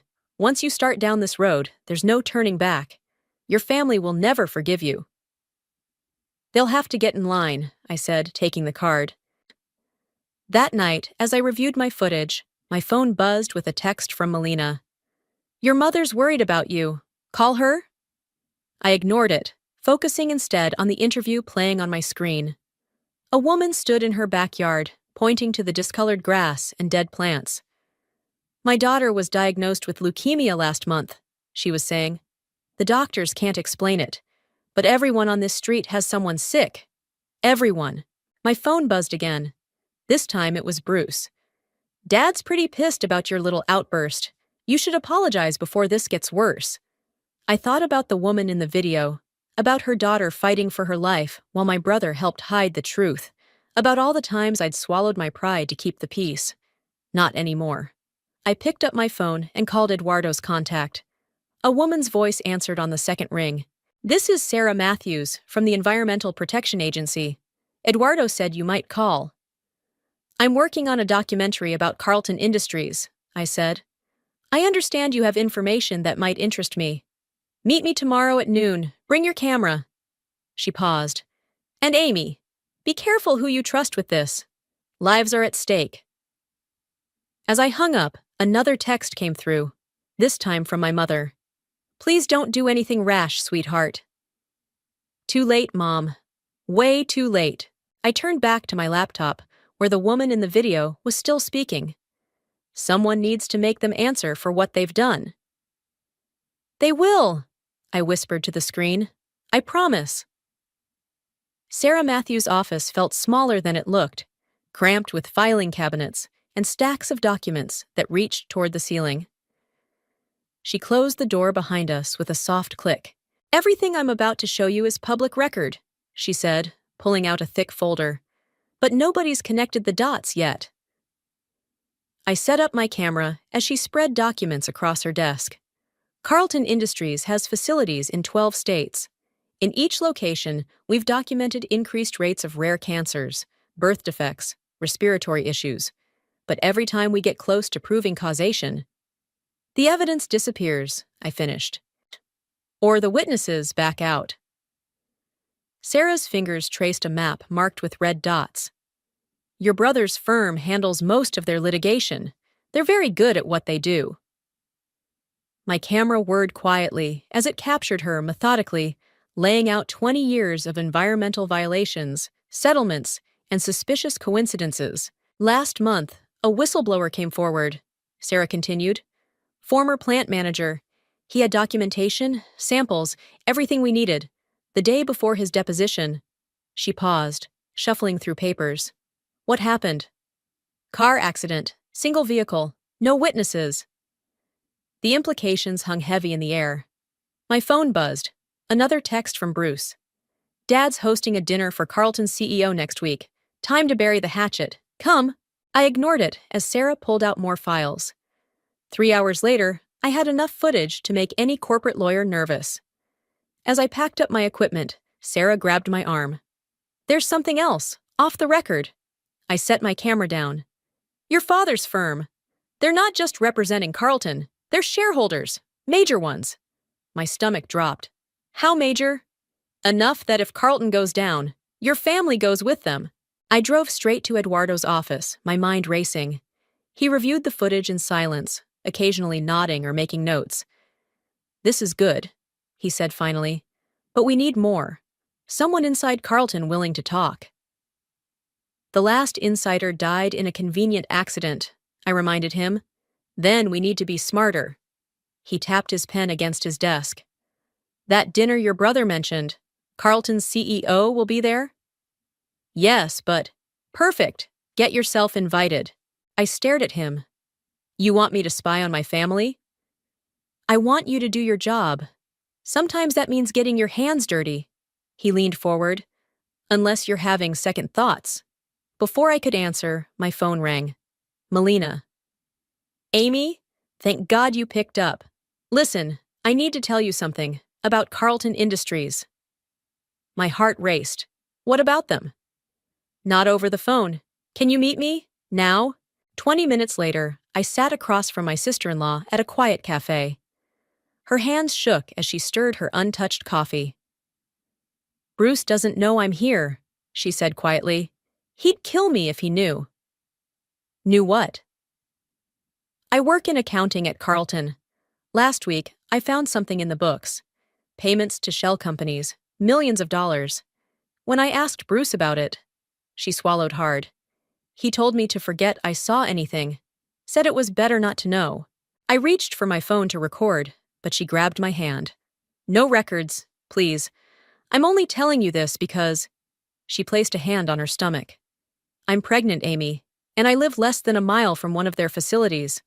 The things I've seen in those financial records, I can't stay quiet anymore."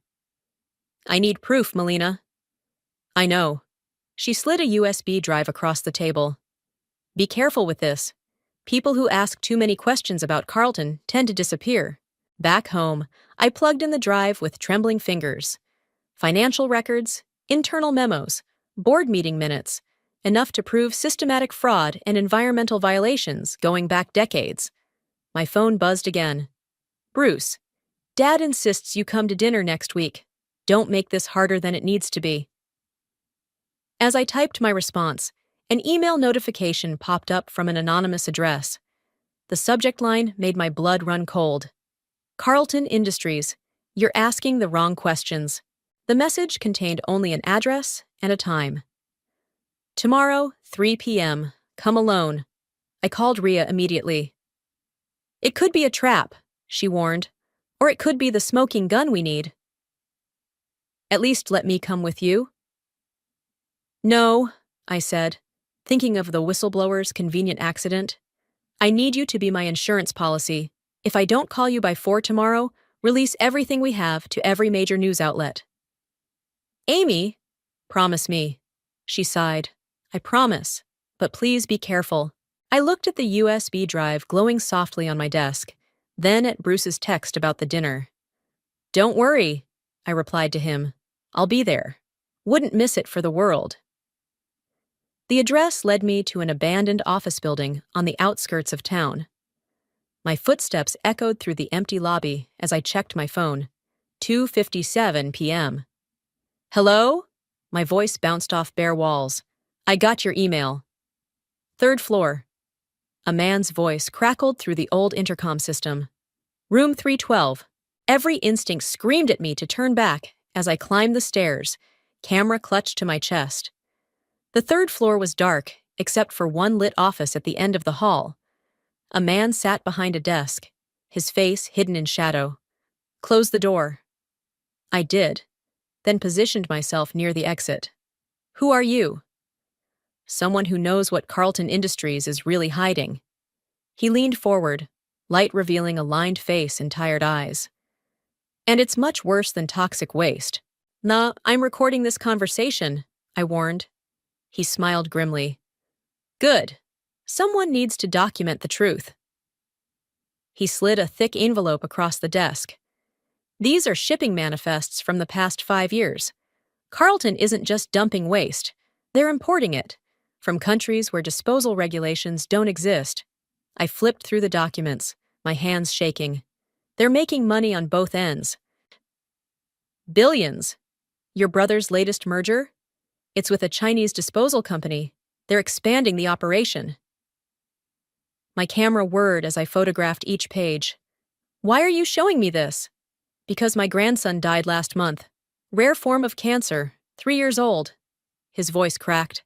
I've worked for Carlton for 30 years, kept their secrets, not anymore. A door slammed somewhere below us. The man stiffened. You need to leave. Now. He stood quickly. Take the back stairs. Don't trust anyone, especially... Footsteps thundered up the main stairwell. The man shoved me toward a side door. Go! I ran through the dark hallway, finding the emergency exit just as voices echoed from the office. I took the stairs 2 at a time, burst out into the alley, and didn't stop running until I reached my car. My phone showed 3 missed calls from Bruce. As I caught my breath, it rang again. Where are you? He demanded. Out working. Why? We need to talk. Meet me at Harrison's bar, now. 20 minutes later, I slid into a booth across from my brother. He looked unusually disheveled. Someone's been accessing Carlton's financial records, he said without preamble. Internal documents are missing. You wouldn't know anything about that, would you? I met his gaze steadily. Why would I? Cut the act, Amy. Melina confessed everything. My blood ran cold. Is she okay? She's fine. Scared, but fine. He rubbed his face. Do you have any idea what you're doing? The people you're dealing with? Do you? I pulled out my phone, played the recording from earlier. 3-year-old children dying of cancer, Bruce. Your client is importing toxic waste from overseas, and you're helping them. It's not that simple. Seems pretty simple to me. These companies provide thousands of jobs, support entire communities. If they go down, children are dying. Lower your voice, he hissed. Listen to me very carefully. There's still time to stop this. Delete your footage. Forget what you've seen, please. Or what? His expression hardened. Or I can't protect you. I don't need your protection. I need you to do the right thing. The right thing? He laughed bitterly. The right thing is protecting our family. Dad's firm would collapse if this gets out. Everything he's built was built on blood money. Bruce slammed his hand on the table. Damn it, Amy. This isn't one of your little documentaries. These people, they make problems disappear permanently. Is that a threat? It's a warning from your brother who loves you. He stood up. You have 24 hours to hand over everything you have. After that, he shook his head. Just do the right thing. As he walked away, my phone buzzed with a text from an unknown number. Your source from the office building is dead. Heart attack, you're next. I called Eduardo immediately. They're closing in, I said when he answered. I need to release the documentary now. Not yet. We release this wrong, they'll bury it. Trust me. He paused. Come to my office first thing tomorrow. Bring everything you have. We'll do this right. I drove home the long way, checking constantly for tails. In my apartment, I copied all my files to multiple drives, sent one to Ria, another to a secure cloud account. Then, I sat down at my computer and began editing. If anything happened to me, the world would know why. My phone buzzed one last time. Bruce again. 24 hours, Amy. Clock's ticking. I turned back to my screen, where my source's face froze in mid-sentence. Someone needs to tell the truth. Don't worry, I whispered. They will. The knock on my door came at 3 a.m. I froze in front of my editing screen, heart pounding. Amy, it's Melina. Please let me in. I checked the peephole before opening the door. My sister-in-law stood there, mascara streaked down her face. They know, she whispered, rushing inside. They know everything. Bruce has been on the phone all night. They're planning something. Slow down. I locked the door behind her. What exactly did you hear?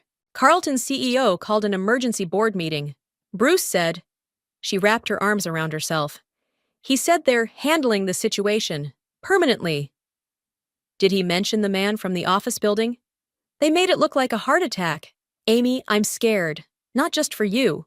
Her hand drifted to her stomach. What have we done? My laptop pinged with an email notification. Eduardo, don't come to the office. They're watching. Meet at alternate location. I need to get my footage somewhere safe, I said, starting to pack my equipment. Bruce will be home soon. He doesn't know I'm here. Melina grabbed my arm. There's something else. Your father. He's not just profiting from Carlton. He's on their board. The revelation hit like a physical blow. Since when? 3 years. It's why he pushed Bruce to handle their accounts. She pulled out her phone, showed me an email chain. They're all connected. The law firm, the waste disposal, the shell companies. Your father's been orchestrating everything. My hands shook as I copied the emails. Does my mother know? I don't think so. But Amy, Melina's voice dropped. The dinner tomorrow night? It's not just a dinner. They're planning to announce Bruce as Carlton's new legal director. They're bringing him inside. Another email from Eduardo popped up. Footage needs to air tomorrow, no later. I have to finish editing, I said, turning back to my computer. Let me help. Melina sat down beside me. I know where all the bodies are buried, literally. We worked through the night, piecing together interviews, documents, and financial records. As dawn broke, my phone buzzed with a text from my mother. Your father knows you have sensitive documents. Please come home. We can talk about this. Don't reply, Melina warned. They're trying to locate you. By noon, the documentary was ready. I sent copies to Eduardo, Ria, and 3 major news networks. Then I called Sarah at the EPA. It's happening today, I told her. Have your team ready. Be careful, she replied. 2 of my investigators were followed this morning. I turned to Melina. You should go home. It's not safe for you here. It's not safe anywhere. She stood up, wincing. But Bruce will wonder where I am. As if summoned, my phone lit up with his name. Where's my wife? His voice was cold. How should I know? Cut the act. Her car's been parked outside your building all night. This is your last chance, Amy. The dinner's in 6 hours. Bring everything you have. We can fix this. Like you fixed the whistleblower? A long pause. That wasn't... We didn't. He sighed. Just come to dinner. Please, for Mom's sake. After he hung up, Melina touched my shoulder. What are you going to do? I looked at my laptop, where the finished documentary waited to expose decades of corruption and death. Then at my phone, showing the time of tonight's family dinner. I'm going to do both. Amy, no. It's too dangerous. They'll be distracted at dinner. It's the perfect time to release everything. I started gathering my equipment. But first, we need to get you somewhere safe. I'm not leaving you alone. You have to. Your baby comes first. I handed her a burner phone. I'll text you when it's done, if you don't hear from me by midnight. She hugged me fiercely. Be careful. After she left, I called Rhea. Everything's ready, she said before I could speak. 3 networks are standing by. Eduardo has his contacts at the international press primed. We just need your signal. I thought about my father's face when he realized his own daughter brought down his empire. About Bruce's reaction when his perfect world crumbled. 8:30 p.m., I said. Release everything. What about you? I looked at my reflection in the window, straightening my shoulders. I'll be having dinner with my family. My phone buzzed one final time. A message from an unknown number. Your father's study, top drawer. The proof you really need. I took a deep breath, checking the time. 5 hours until dinner. 5 hours until I destroyed everything my family had built. Time to set the table. I whispered to my reflection. Hope they're hungry for truth. The security guard at my father's gate barely glanced at me as I drove through. 8:15 p.m. 15 minutes until everything changed. My mother opened the front door before I could knock. Amy, thank God! She hugged me tightly, whispering, Whatever's happening, we can fix this as a family. The dining room buzzed with conversation. Bruce stood with Carlton's CEO, Robert, their laughter echoing off the walls. My father held court at the head of the table, commanding attention as always. Ah, the prodigal daughter returns, he announced as I entered. Perfect timing. Robert was just asking about your creative pursuits. Documentaries, right? Robert's smile didn't reach his eyes. Fascinating field, though I hear your latest project might need some fact-checking. 8:22 p.m. My phone vibrated silently in my pocket. Actually, I said, accepting a glass of wine from the server, I'd love your input on some of my findings. Bruce's glass froze halfway to his lips. Amy, my father warned, perhaps this isn't the time. When is the time, Dad? After more children die? After you've buried all the evidence in your study's top drawer? The room fell silent. My father's face hardened. Excuse us, everyone. Amy, my office. Now. 8:27 p.m. I followed him down the hallway, Bruce close behind. The study door clicked shut behind us. What do you think you're doing? My father demanded. Wondering why you never told me you were on Carlton's board. I moved toward his desk. 3 years, Dad. All those times you dismissed my career, you were protecting your investment. You don't understand business. I understand right and wrong. I reached for the top drawer. Bruce grabbed my wrist. Don't. 8:30 p.m. My phone buzzed again. I smiled. Too late. The study door burst open. My mother stood there, face pale. Edward, you need to see this. All of you. We followed her to the living room, where the massive TV displayed breaking news. Exclusive. Corporate giant Carlton. Industries linked to mass environmental violations, deaths. Robert stormed in. What is this? My footage played across the screen. The whistleblower's testimony, Sarah's documents, Melina's financial records. Then my father's name appeared, followed by evidence of his direct involvement. You little fool, my father whispered. Do you have any idea what you've done? Destroyed your empire? I pulled open my phone, showing the viewer counts climbing. It's streaming everywhere. International networks are picking it up. Robert grabbed his phone. Get me legal now! But his face told me he knew it was too late. How could you? Bruce advanced on me. Our family. Our family? I laughed. You mean the family that profits from poisoning children? That family? My mother sank into a chair, watching the footage continue. Her hand covered her mouth as photographs of victims appeared, including the whistleblower's 3-year-old grandson. Edward, she whispered, tell me you didn't know. His silence was answer enough. The front door slammed open. FBI agents poured in, followed by EPA officials. Sarah Matthews led them, holding a warrant. Robert Williams, Edward Howard, she announced. You're under investigation for environmental violations, corporate fraud, and conspiracy. You can't prove anything, Robert snarled. I pulled out the contents of my father's desk drawer, documents I'd photographed hours earlier while everyone prepared for dinner. Actually, they can. Dad kept meticulous records. Bruce stared at me, realization dawning. You were never here for dinner. No. I handed the documents to Sarah. I was here for justice. As agents began reading rights and conducting searches, my mother approached me. I should have stopped him, she said quietly. I saw the signs, but I chose not to look closer. Mrs. Howard, an agent interrupted, we'll need to ask you some questions. My father's voice cut through the chaos as they led him out. Amy, you'll regret this. Everything I did for this family. No, Dad. I watched as they escorted him to a waiting car. You did it for yourself. Outside, news vans were already arriving. Eduardo stood among the reporters, giving me a subtle nod. My phone buzzed with a text from Melina. Watching the news. Are you okay? Before I could reply, Bruce grabbed my shoulder. They're arresting our father, and you're texting. This will destroy us all. I shrugged off his hand. Maybe we needed destroying.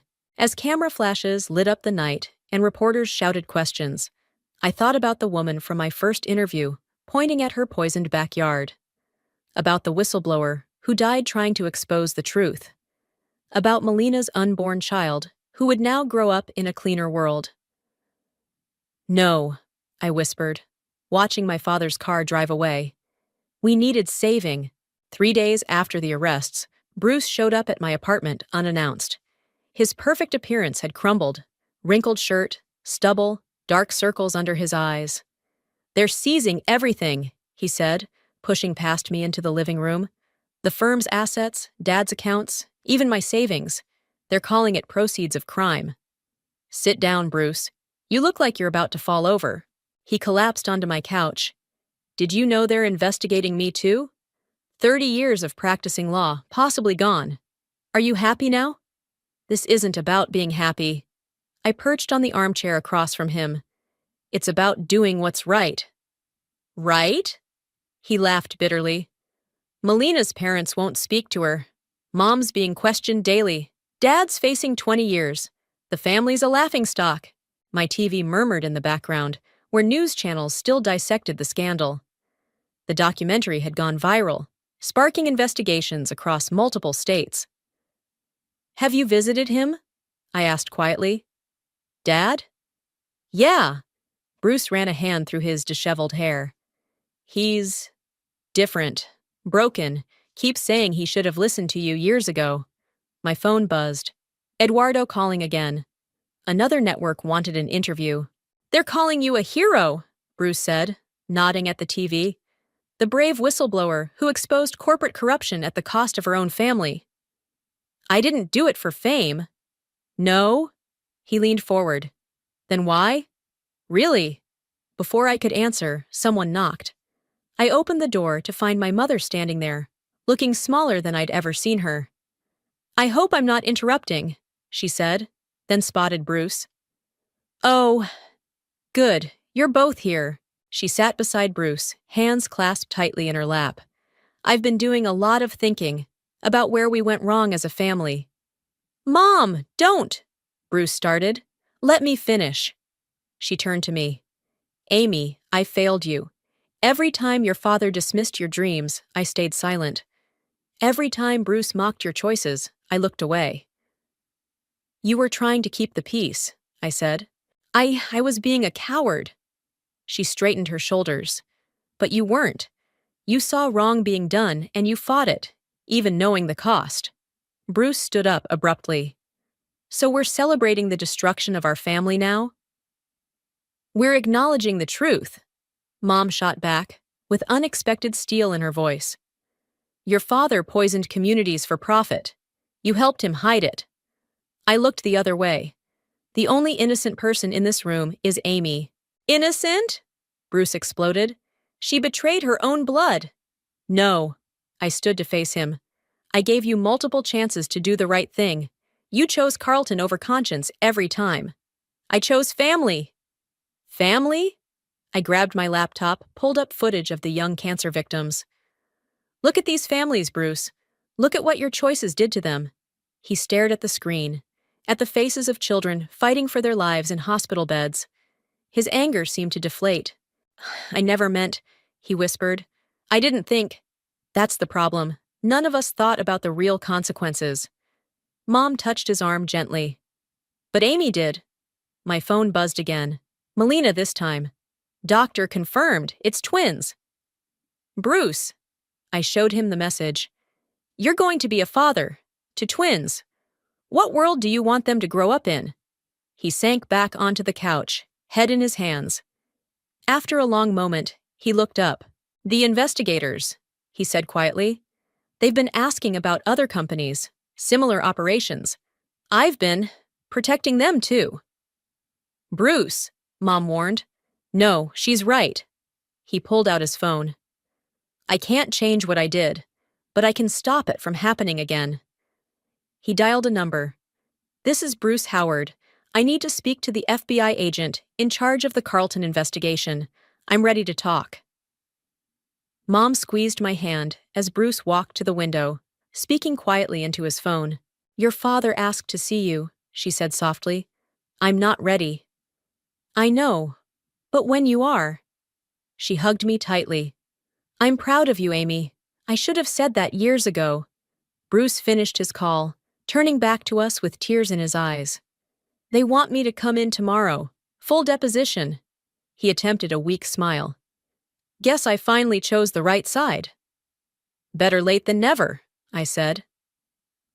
As they prepared to leave, Bruce paused at the door. That first night, at dinner, when we laughed at your documentary dreams. He swallowed hard. I'm sorry. You proved us all wrong. After they left, I checked my messages.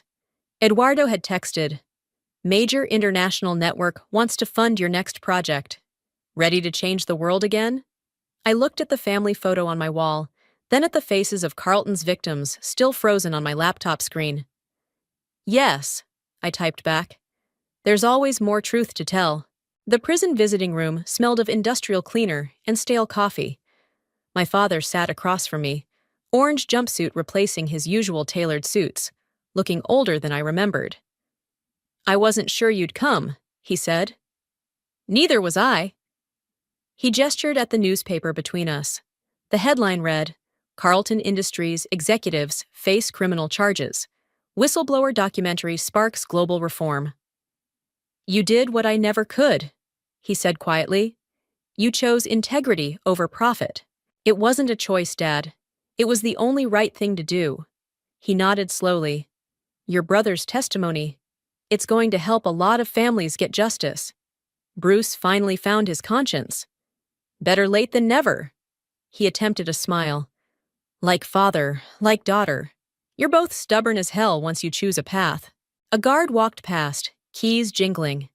Through the window, I could see Melina in the waiting room, her twins asleep in their stroller. Bruce sat beside them, reviewing legal documents, now working to help Carlton's victims instead of silencing them. I watched your documentary again last night, my father said. All of it, even the parts about me. He wiped his eyes. Those children, I told myself it wasn't my responsibility, that I was just handling the legal side, Lies are easy when they're profitable. Yes. He placed his hand on the glass between us. I'm not asking for forgiveness. I don't deserve it. But I want you to know, I was wrong about you, about everything.